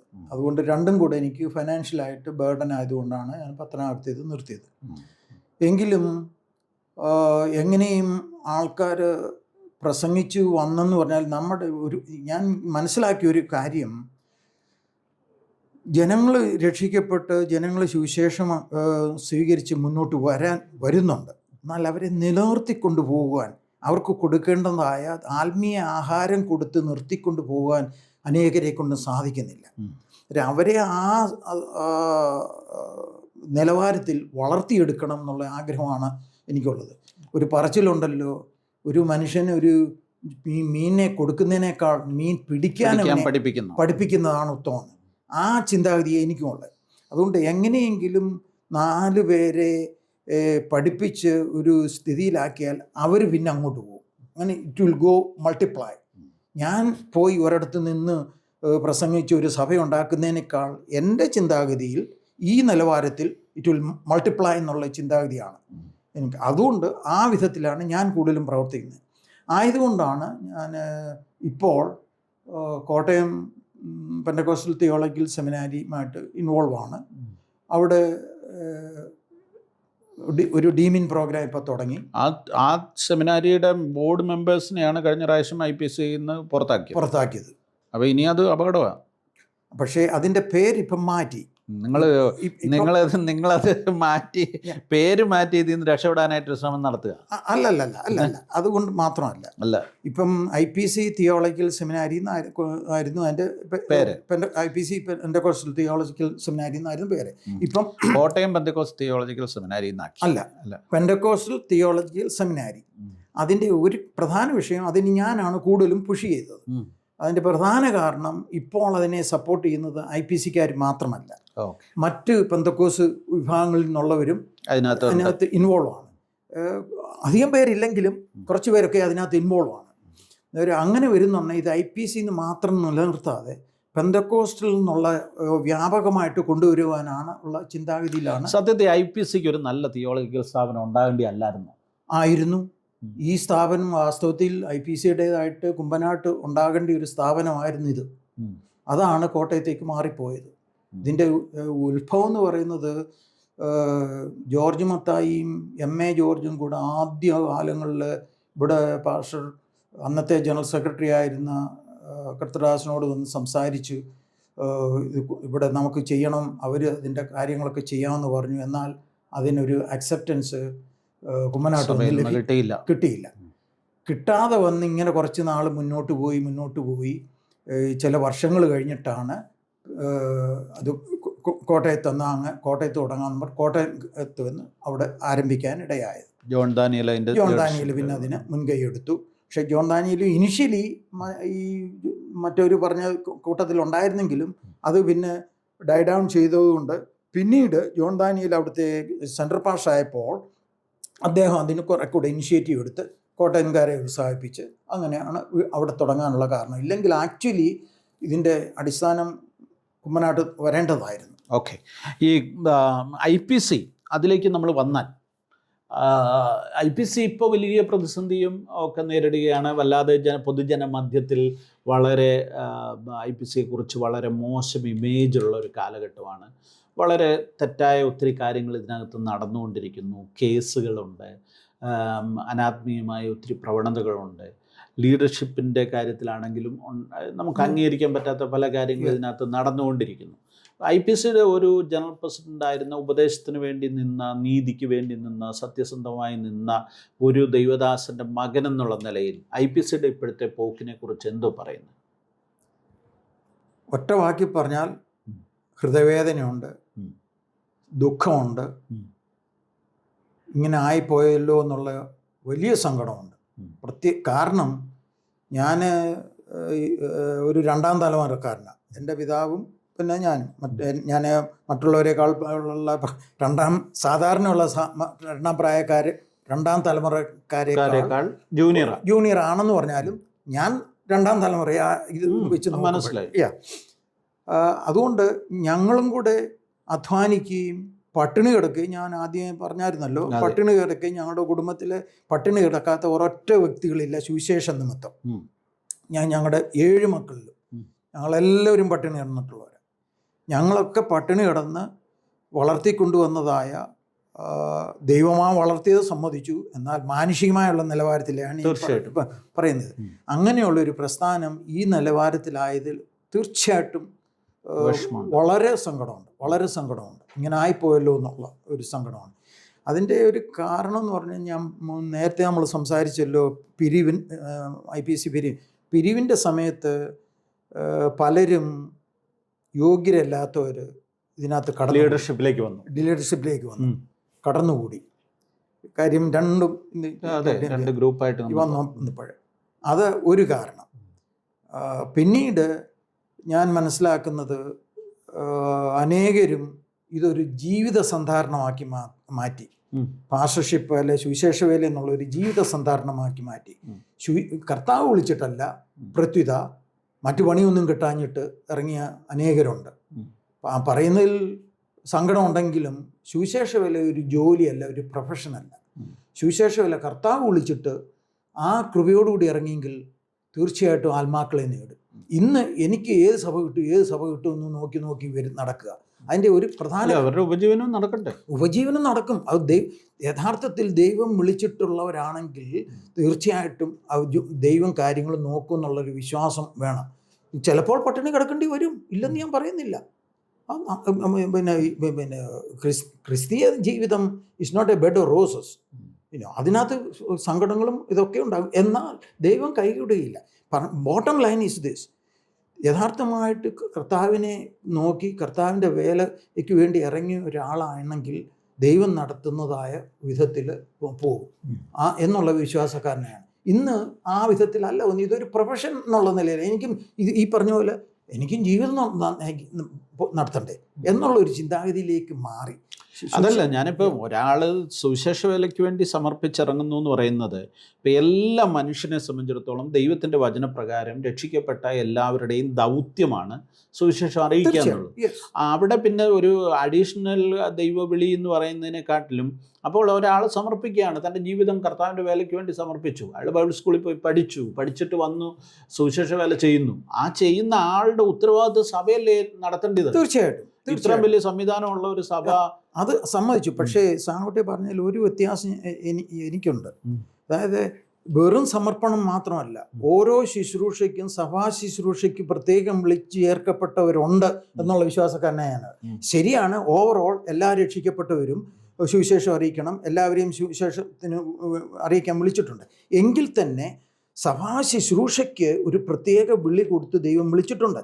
ചിലരെ അത് തന്നെയല്ലയോ കാണുന്ന അപ്പോസ്തലന്മാരായും പ്രവാചകന്മാരായും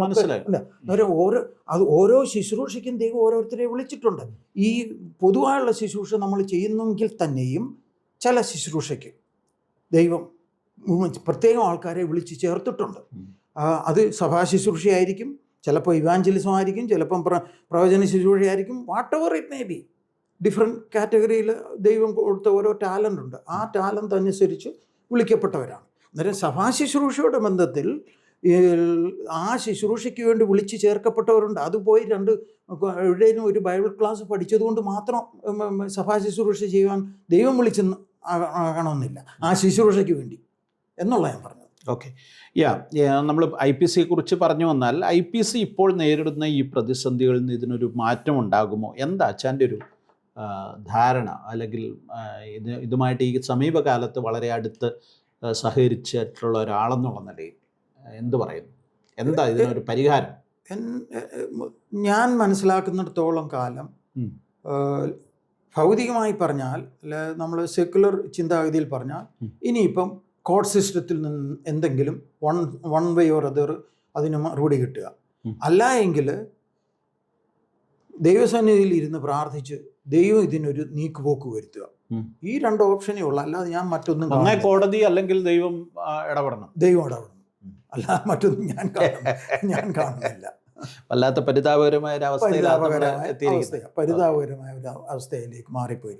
കാരണം ഇന്ന് ലീഡർഷിപ്പിൽ പ്രത്യക്ഷത്തിൽ ഒഫീഷ്യൽ അല്ല എങ്കിലും അതിൻ്റെ ബാക്കിൽ നിന്ന് പ്രവർത്തിക്കുന്ന പലരും പിന്നെ അഭിഷേകം നഷ്ടപ്പെട്ട ശൗലെന്ന് പറയുന്ന പോലെ അനേകരും ആണെന്നുള്ളൊരു ചിന്ത. അഭിഷേകം നഷ്ടപ്പെട്ടിട്ടും 38 വർഷം ഈ ശൗലിരുന്നു. അതാ ഞാൻ പറഞ്ഞത് എല്ലാവരും നമ്മൾ ശൗല് 2 വർഷം ഇരുന്നുള്ളെന്ന് പറഞ്ഞു. വാസ്തവത്തിൽ ശൗല് 40 വർഷം 38 വർഷം അഭിഷേകം ഇല്ലാതെ ഇരുന്നേ. അതൊക്കെ എനിക്ക് ഈ വേദവസ്തം വായിക്കുമ്പോൾ നമുക്ക് ചില ഭാഗങ്ങൾ നമ്മളെ ചിരിപ്പിക്കുന്ന ഭാഗങ്ങളുണ്ട്. കാരണം ഇവന് ഇതെല്ലാം കളഞ്ഞിട്ടും അഭിഷേകം നഷ്ടപ്പെട്ടിട്ടും പിന്നെ ഇരിക്കുക 38 വർഷം കൂടി ഇരുന്നു. എന്തൊരു അപകടം! 38 വർഷം ആരാ വനത്തിലും അവിടെ ഇവിടെ ഓടി നടക്കും. ഒറിജിനൽ അഭിഷിക്തൻ ഓടി നടക്കുക എന്ന് പറഞ്ഞാൽ IPC ഒറിജിനൽ അഭിഷിക്തന്മാർ ഓടി നടക്കുക, എവിടെയെങ്കിലും ഒക്കെ അലഞ്ഞിരിഞ്ഞ് നടക്കുക.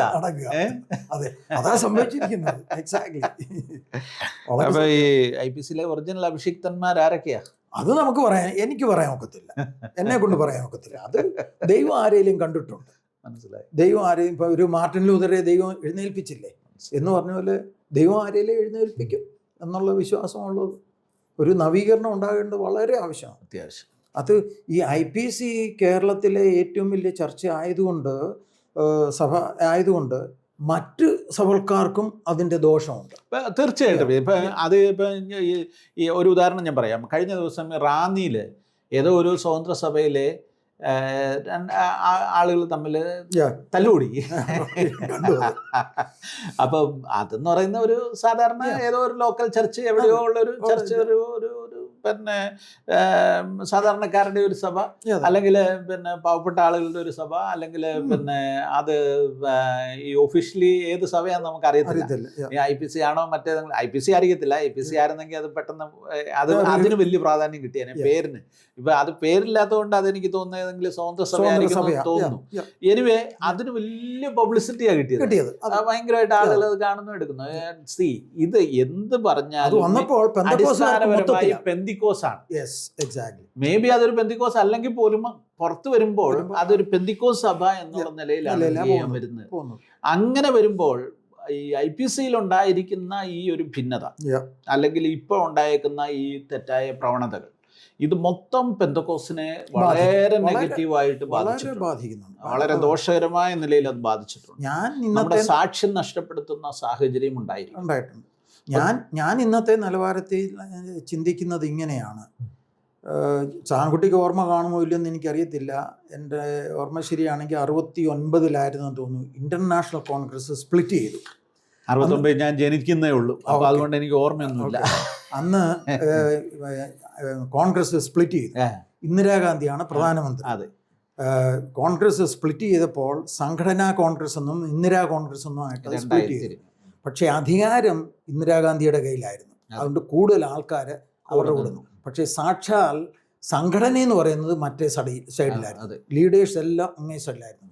പക്ഷേ അവരുടെ കൂടെ ആൾക്കാരില്ലായിരുന്നു, കാരണം അധികാരം ഇപ്പുറത്തായിരുന്നു എന്നുള്ളൊരു അവസ്ഥയാണ് ഇന്ന് IPCക്ക് സംഭവിച്ചിരിക്കുന്നത്. കാര്യം ആരുടെയിൽ അധികാരം ഇരിക്കുന്നോ അവരുടെ കൂടെ കൂടുതൽ ആൾക്കാരുണ്ട്. സത്യത്തിനും നീതിക്കും വേണ്ടി നിൽക്കാൻ ആൾക്കാർ വളരെ കുറവാണ്. അപ്പോൾ അവരുടെ ഒരു ധാർമ്മികതയെ കുറിച്ചൊന്ന് ചിന്തിച്ച്. It is a business to them. അതാണ് ഏറ്റവും വലിയ നമ്മളെ സങ്കടപ്പെടുത്തുന്ന കാര്യം. ഈ വലിയ സ്റ്റേജിൽ കയറി നിന്ന് വലിയ നീതിപ്രസംഗങ്ങൾ നടത്തുന്ന ആളുകൾ, ധാർമ്മികത പറയുന്ന ആളുകൾ, ഉണർവ് പറയുന്ന ആളുകൾ, പരിശുദ്ധാത്മാവിനെ കുറിച്ച് പറയുന്ന ആളുകൾ, ആ ആളുകൾ തന്നെ ഈ എല്ലാ വൃത്തികേടുകൾക്കും കൂട്ടുനിൽക്കുന്ന, അല്ലെ എല്ലാ വൃത്തികേടുകളുടെയും വിളനിലമായിട്ടുള്ള ആളുകളുമായിട്ട് സഹകരിക്കുകയും അവരെ സപ്പോർട്ട് ചെയ്യുകയും അവരെ പ്രോത്സാഹിപ്പിക്കുകയും അവർ നടത്തുന്ന സമ്മേളനങ്ങളിൽ കുമ്പനാട്ട് സ്റ്റേജ് കിട്ടിയാൽ പോയിരിക്കുകയും ചെയ്യുന്ന, അവിടെ നിന്ന് പ്രസംഗിക്കുകയും ചെയ്യുന്ന ആളുകളുടെ ധാർമ്മികത, അതിൻ്റെ ആത്മീയത എന്തുവാണ്? എനിക്കൊന്നും അത് മനസ്സിലാക്കാൻ സാധിക്കുന്നില്ല. ഞാൻ മനസ്സിലാക്കുന്ന ഇതേ ഉള്ളൂ, അവർക്കതിന്മേൽ it has become a business for them. മുമ്പേ പറഞ്ഞ പോലെ എന്തോ നമുക്കും കിട്ടണം പണം എന്നങ്ങാണ്ട് ഒരു പഴഞ്ചൊല്ലം ഇല്ല. അതേ ഇന്നത്തെ നോട്ടമുള്ളൂ. എങ്ങനെയെങ്കിലും നമ്മുടെ പോക്കറ്റിൽ 10 കാശ് ഇറങ്ങണം. പണം മാത്രമല്ലെന്ന് ഇവർക്കെല്ലാം ധാരാളം പണം ഉള്ള ആളുകളാണ് കയ്യിൽ. അന്നേരം അതെന്നില്ലേ അങ്ങനെ. പിന്നെ പൊസിഷൻ, അധികാരമാണ് പൊസിഷൻ. പണമുള്ളവർക്ക് പണം അല്ലെങ്കിൽ തന്നെ ആർക്കാ പണം വേണ്ടാത്തത്? ചിലപ്പോൾ ഇത് നമുക്ക് 2 ഷർട്ട് ഒന്നിച്ചിടാനൊക്കത്തില്ലല്ലോ. ശരി, ഞാൻ ചോദിച്ചോട്ടെ, ഇവിടെ അംബാനി ഏറ്റവും വലിയ പണക്കാരൻ, അദ്ദേഹത്തിന് ഇപ്പോഴും പണം വേണ്ടേ? ആർക്കാ പണം വേണ്ടാത്ത? ബിൽ ഗേറ്റ്സ് അല്ലെങ്കിൽ ഇപ്പോഴത്തെ എന്തുവാ പുള്ളിയുടെ റിച്ചസ്റ്റ് പേഴ്സൺ, പെട്ടെന്ന് ഞാൻ പുള്ളിയുടെ പേര് മറന്നുപോയി, മസ്ക്. പുള്ളി പിന്നെയും പണം വേണ്ടേ? ആർക്കാ പണം വേണ്ട? പണം എല്ലാവർക്കും വേണം. പക്ഷെ പണത്തോടൊപ്പം അവർക്ക് പൊസിഷനും കൂടെയാണ് പിന്നെ നോക്കുന്നത്. കർത്താവിനെ പരീക്ഷിച്ചപ്പോൾ സാത്താൻ എന്തോ പറഞ്ഞത്? ഈ കാണുന്നതൊക്കെയും എൻ്റേതാ, ഒന്ന് തന്നേര്, ഞാൻ നിനക്കെല്ലാം അങ്ങ് തന്നേക്കാം. പൊസിഷൻ, കാര്യം ഇതിൻ്റെ അധികാരിയാകുക. പൊസിഷൻ, അതാ മറ്റൊരു അട്രാക്ഷൻ. അതിനുവേണ്ടി പോകുന്നു. ഇപ്പം ഒരു കൂട്ടർക്ക് അത് ബിസിനസ്സായി കൊണ്ടുപോയി കാശുണ്ടാക്കുക എന്നുള്ള നിലവാരമായിരിക്കുമ്പോൾ, ഒരു കൂട്ടർക്ക് പൊസിഷൻ, എങ്ങനെയെങ്കിലും കസേര കളിക്കുക. ഇന്ന് എനിക്ക് അടുത്തറിയാവുന്ന ചിലരുണ്ട്, എങ്ങനെയെങ്കിലും അവിടുത്തെ ഒരു ലീഡർഷിപ്പിൽ ഒരു ടൈറ്റിൽ കിട്ടണം, അതല്ലാതെ മറ്റ് യാതൊരു ഉദ്ദേശവും അതിനകത്തില്ല. എനിക്ക് അടുത്തറിയാവുന്ന ചിലരെ അറിയാം. അങ്ങനെ ആയിപ്പോയി. സത്യം ചെയ്തിട്ട് ഛേദം വന്നാലും മാറാത്തവെന്ന് ബൈബിളിൽ ഒരു വാക്യം, ബൈബിളിൽ കിടക്കും. അതിന് എനിക്കെന്നാ? അതാ ചിന്താഗതി ഇവർക്ക്, അതാ ചിന്താഗതി. അതുകൊണ്ടാണ് വന്നേക്കുന്ന കുഴപ്പം. സാധാരണ വിശ്വാസികളുടെ ബുദ്ധിമുട്ടിനെ കുറിച്ച് ആർക്കും വിഷയമില്ല. ഒരു വിഷയമില്ല. ഇല്ലായിരുന്നെങ്കിൽ ഈ 100 വർഷം കൊണ്ട് ഇപ്പം IPCയുടെ ഉത്ഭവം തന്നെ എടുത്താൽ എത്ര 104 103 എത്ര എന്നൊക്കെ പറയുന്നു. വാസ്തവത്തിൽ IPC ഉത്ഭവിച്ചത്, IPC ആയിട്ട് സംഘടനയായിട്ട് വരുന്നത് 1930 അല്ല, അത് TG ഉമ്മൻ എഴുതിയിട്ടുണ്ട്. ഇനി വേറൊരു കാര്യം ഞാൻ പറയാം. ഇത് പരാമർശിക്കുന്നെങ്കിലും അവരോടുള്ള വിരോധം കൊണ്ടുമല്ല. വാസ്തവത്തിൽ ചർച്ച കോഡ് IPC ഉണ്ടായ ശേഷമാണ് ഉണ്ടായത്. അതിൻ്റെ കാരണം എന്ന് പറയുന്നത് കുക്ക് സാഹിബിൻ്റെ ചർച്ച കോഡിനോട് ചേർന്നത് 1931 ഈ പിന്നെ അതായത് 1935 36 കുക്ക് സാഹിബ് പിന്നെ ചർച്ച കോഡിൻ്റെ കൂടെ ചേരുന്നത്. ഏത് വർഷമാണെന്ന് ഞാൻ ഓർക്കുന്നത്. ഞാൻ പറഞ്ഞ IPCക്ക് ശേഷമാണ് കുക്ക് സാഹിബ് പിന്നെ ചർച്ച കോഡിന്. അന്ന് മുതലാണ് ചർച്ച കോഡ് ഇവിടെ ഉണ്ടാകുന്നത്. അതിനു മുമ്പ് ചർച്ച കോഡ് അല്ല. പക്ഷേ ചർച്ച കോഡ് പറയുന്നത് ഞങ്ങൾ 103ാമത്തെ കൺവെൻഷൻ പറയുന്നത്, IPC പറയുന്നത് 102ാമത്തെ കൺവെൻഷൻ. പക്ഷേ ചർച്ച കോഡുകാർ അങ്ങനെ പറയുന്നതിന്റെ കാരണം എന്ന് പറഞ്ഞാൽ കുക്ക് സാഹിബ് 23 മുതൽ തുടങ്ങിയ പുള്ളിയുടെ ഇതെടുത്ത് വെച്ചാ പറയുന്നത്. ഓക്കെ, അത് ആർക്കെങ്കിലും അത് പറയാൻ അവകാശം ഉണ്ടെങ്കിൽ AGക്ക് മാത്രം അത് പറയാൻ അവകാശം. കാരണം ഈ കുക്ക് സാഹിബ് AGയുടെ ഭാഗമായിരുന്നു. ചരിത്രം. അതെ, ചരിത്രം അതാണ്. കുക്ക് സാഹിബ് AGയുടെ ഭാഗമായിരുന്നു. പക്ഷേ K. എബ്രഹാം AGയുടെ ഭാഗമായിരുന്നു കുക്ക് സാഹിബിനോടൊപ്പം. പിന്നെ ഈ K. എബ്രഹാം സത്യത്തിൽ ഒത്തിരി സഭകളുടെ ഭാഗമായിരുന്നു. AD സഭയിലാണ് കല്യാണം കഴിച്ചത്. അതിനു മുമ്പ് വിയോജിതനായിരുന്നു. പിന്നെ AD ഖാന്റെ കൂടെ ഉണ്ടായിരുന്നു. അത് കഴിഞ്ഞിട്ട് കുക്ക് സാഹിബിന്റെ കൂടെ AGയുടെ കൂടെ ഉണ്ടായിരുന്നു. പിന്നെ അതിനിടയ്ക്കാണ് ഈ പിന്നെ മലങ്കര പെന്തക്കോസ്ത് സഭ ഉണ്ടാകുന്നത്. പിന്നെയാണ് കുക്ക് സാഹിബും K. എബ്രഹാമും കൂടെ ചേർന്ന് പിന്നെ സഭയുണ്ടാകുന്നത്. അതാണ് അവസാനം പിന്നീട് 1930 സ്പ്ലിറ്റ് ചെയ്യപ്പെടുന്നത്. അങ്ങനെ 1930 സ്പ്ലിറ്റ് ചെയ്തിട്ട് ഈ മലങ്കര തെന്നിന്ത്യ പെന്തിക്കോസ് ഇവർ പുനരുജ്ജീവിപ്പിക്കുകയാണ്. അങ്ങനെ ജീവിപ്പിച്ച് പോകുന്നു. പിന്നെ കുറച്ചു കാലം ഇവരെല്ലാം കൂടെ TPMലായിരുന്നു. TPMനോട് ചേർന്നില്ല. അതെ, ചേർന്നില്ല. 2 വർഷം TPMന്റെ ഭാഗം സഹകരിച്ചു. ചേർന്നില്ല, അവരുമായിട്ട് ചേർന്നിട്ടില്ല. അവരുമായിട്ട് സഹകരിച്ചു. അവിടുത്തെ പോളോ അവരൊക്കെ ഇവിടെ വരികയും പോളിന്റെ ഓർഡിനേഷനാണ് നമുക്ക് ഇപ്പോഴും അതിന്റെ പാരമ്പര്യമാണ്. നമ്മൾ ആ ഓർഡിനേഷന്റെ പിന്തുടർച്ച അച്ചാൻ ഉൾപ്പെടെയുള്ള എല്ലാവർക്കും. അച്ചാൻ IPCയുടെ ഓർഡിനേഷൻ ഉണ്ടോ? IPCയുടെ ഉണ്ടോ എന്ന് ചോദിച്ചാൽ വ്യവസ്ഥാപിതമായിട്ട് IPCയുടെ ആ ഓർഡിനറി ഇത് പോയി അല്ല ഉള്ളത്. എന്നെ ഓർഡൈൻ ചെയ്ത് പാസ്റ്റർ PM ഫിലിപ്പാണ്. ഓക്കെ, അപ്പൊ അത് PM ഫിലിപ്പിന്റെ ഓർഡിനേഷൻ എന്ന് പറയുന്നത് പോളിന്റെ ഓർഡിനേഷന്റെ ബാക്കിയാണ്. ആ പോളിന്റേതായ ഞാൻ പറഞ്ഞ വ്യത്യാസം പ്രസ്ബിറ്ററി പോയി അപ്ലൈ പോയി ആദ്യഘട്ടത്തിലെ ഓർഡിനേഷൻ ഒന്നും അങ്ങനെ അല്ലല്ലോ. ആ ഈ നേതാക്കന്മാരൊക്കെ പോകുന്ന വഴിക്കെല്ലാം കാണുന്നവരെ ദൈവകൃപയുള്ളവരെന്നൊക്കെ മനസ്സിലാകുന്ന ആളുകളെ ഓർഡൈൻ ചെയ്യുന്ന ഒരു രീതിയായിരുന്നു നമുക്ക് ആദ്യഘട്ടത്തിൽ ഉണ്ടായിരുന്നത്. പിന്നെ ഇതെല്ലാം സിസ്റ്റമാറ്റിക് ആക്കിയപ്പോൾ അത് സിസ്റ്റമാറ്റിക് ആയി. അപ്പോഴും ആ സിസ്റ്റവും സിസ്റ്റമാറ്റിക്കും എല്ലാം എവിടെയാ? ഈ കേരളത്തിൽ ബൈബിൾ സ്കൂളിൽ പഠിച്ച് ഇവിടെ സുവിശേഷ വേല ചെയ്യുന്നവർക്ക് മാത്രമാണ് ഇതെല്ലാം ബാധകം. ഇതിനപ്പുറത്ത് അമേരിക്കയിലുള്ളവർക്കോ പിന്നെ നോർത്ത് ഇന്ത്യയിലുള്ളവർക്കോ ഒന്നും ഇതൊന്നും ബാധകമല്ലായിരുന്നു ഒരു കാലത്തും. എൻ്റെ ഓർഡിനേഷൻ പത്തനാപുരത്ത് വെച്ചാണ് നടന്നത്. പാസ്റ്റർ പി എം നടത്തിയത്. പാസ്റ്റർ EC ജോർജായിരുന്നു ആ മീറ്റിങ്ങിൻ്റെ അധ്യക്ഷൻ. അന്ന് പുള്ളി പത്തനാപുരം സെൻട്രൽ പാസ്റ്ററായിരുന്നു. പത്തനാപുരത്ത് വെച്ച് പാസ്റ്റർ PM ഫിലിപ്പ് വന്നു. അവിടെ വെച്ച് എൻ്റെ ഓർഡിനേഷൻ നടന്നത്. ഓക്കെ, എനിവേ നമ്മൾ സഭയുടെ അവസ്ഥയെക്കുറിച്ചാണ് പറഞ്ഞു വന്നത്. സഭയ്ക്ക് അടിസ്ഥാനപരമായിട്ട് ഇപ്പോൾ ഉണ്ടാകേണ്ട എന്തെങ്കിലും ഒരു മാറ്റം ഉണ്ടാകണമെങ്കിൽ 2 സാധ്യതകളേ ഉള്ളൂ എന്നാണ് അച്ഛൻ പറഞ്ഞത്. ഒന്ന്, കോടതിയിൽ നിന്ന് എന്തെങ്കിലും ഒരു കാര്യമുണ്ടാകണം. അവിടെ എന്തെങ്കിലും സാധ്യതകളുണ്ടോ? കോടതിയിൽ നിന്ന് കിട്ടുക എന്ന് പറയുന്നത് മേ ബി കിട്ടി, അത്രേ ഉള്ളൂ. പിന്നെ ഇതിങ്ങനെ ദീർഘമായ കാലങ്ങൾ പോവുകയാണ്. അപ്പോഴേക്കും നീതി വൈകുന്നത്രയും ഈ നീതി കിട്ടാതിരിക്കുന്നതും തുല്യമായി വരികയാണ്. അപ്പം പിന്നെ അതൊരു അവസ്ഥ. രണ്ടാമത്തെ കാര്യം എന്ന് പറയുന്നത് പ്രാർത്ഥിക്കുക, ദൈവം പ്രവർത്തിക്കണം. സത്യത്തിൽ തമ്പുരാൻ കൈവിട്ടോ എന്ന് എനിക്കൊരു സംശയമുണ്ട്. എപ്പോഴും ഒരു ശേഷിപ്പുണ്ടല്ലോ. ഏലിയാവ് ഒരിക്കൽ ചോദിച്ച ഓർമ്മയുണ്ടല്ലോ അല്ലേ? ഞാൻ മാത്രമേ ഉള്ളോ എന്ന് ഏലിയാവ് ചോദിച്ചപ്പോൾ 7000 പേരുണ്ടായിരുന്നു. 7000 പേരോടുണ്ട്. ഏലിയാവിനെ അറിയത്തില്ലായിരുന്നു എന്നുള്ളതുപോലെ തീർച്ചയായിട്ടും ഒരു ശേഷിപ്പുണ്ട് എന്നുള്ള വിശ്വാസക്കാരനാണ് ഞാൻ. പിന്നെ വേറൊരു കാര്യം കൂടെ പറയാം. ഈ ഇന്നത്തെ മീഡിയ ഉള്ളതുകൊണ്ട് മീഡിയയിൽ ഇത് കൂടെ ഒത്തിരി വരുന്നുണ്ടെങ്കിലും സഭയെ സംബന്ധിച്ച് നമ്മുടെ IPC തന്നെ എടുത്താലും ലോവർ ലെവലിലെ ലോക്കൽ സഭകളിലെ മധ്യ തിരുവിതാംകൂർ ഒഴികെ ബാക്കിയുള്ളിടത്തോട്ടും സഭകളിൽ അത് അത്രത്തോളം ബാധിച്ചിട്ടില്ല. ലോക്കൽ സഭകളെ സംബന്ധിച്ചിടത്തോളം ഈ IPCയുടെ സ്ട്രക്ചറിൻ്റെ ഏറ്റവും വലിയൊരു ഗുണം നമ്മൾ മനസ്സിലാക്കേണ്ടത് ഈ പിതാക്കന്മാർ ആ നിലയിൽ ഉണ്ടാക്കി വെച്ചത് കൊണ്ട് ഈ ലോക്കൽ സഭയുടെ സ്വാതന്ത്ര്യം എന്ന് പറയുന്നത് ഒരു പ്രധാനപ്പെട്ട ഘടകമാണ്. അതായതുകൊണ്ടാണ് ഈ കുമ്പനാട്ടിൽ നടക്കുന്ന പ്രശ്നങ്ങളോ ഈ കോടതി കേസുകളോ ഒന്നും ലോക്കൽ സഭകളെ ബാധിക്കാതിരിക്കുന്നത്. അപ്പോൾ അതിനകത്ത് തന്നെ നമ്മൾ മനസ്സിലാക്കേണ്ട ഒരു കാര്യം, ഇപ്പോൾ ഉണ്ടാക്കിയേക്കുന്ന ഈ കോൺസ്റ്റിറ്റ്യൂഷൻ, അതാണല്ലോ ഒരു തർക്ക വിഷയം. ആ കോൺസ്റ്റിറ്റ്യൂഷൻ ആ നിലയിൽ പാസ്സായി വന്നാൽ സംഭവിക്കുന്ന ഏറ്റവും പ്രധാനപ്പെട്ട കാര്യം പിതാക്കന്മാർ ഉണ്ടാക്കി വെച്ച മാതൃക നഷ്ടപ്പെടുക, അതായത് ലോക്കൽ സഭകളുടെ സ്വാതന്ത്ര്യം നഷ്ടപ്പെടുക. അപ്പം ഒരു ലോക്കൽ സഭയിലെ ഒരംഗത്തെ ജനറൽ പ്രസിഡന്റിന് എന്ത് ചെയ്യാൻ പറ്റും? പുറത്താക്കാൻ പറ്റുന്ന തരത്തിലേക്ക് നിയമം മാറ്റി എഴുതിയിരിക്കുക. അതായത് എപ്പിസ്കോപ്പൽ സഭകളിൽ വലിയ തിരുമേനി ഇപ്പം മർത്തോമ സഭയുടെ പുലാത്തീനിൽ നിന്ന് പിന്നെ മെത്രോപോലിത്ത ഒരു ഓർഡർ ഇറക്കിയാൽ ലോക്കൽ സഭയിലെ ഒരു വിശ്വാസിയെ പുറത്താക്കാൻ പറ്റും, അല്ലെ ഒരു ശുശ്രൂഷനെ പുറത്താക്കാൻ പറ്റും. ബാക്കി കാര്യങ്ങളെല്ലാം പിന്നീടാണ് എന്ന് പറഞ്ഞതുപോലെ IPCയുടെ ജനറൽ പ്രസിഡന്റ് തീരുമാനിച്ചാൽ ഇപ്പോൾ വേണമെങ്കിൽ എന്ത് ചെയ്യാൻ പറ്റും?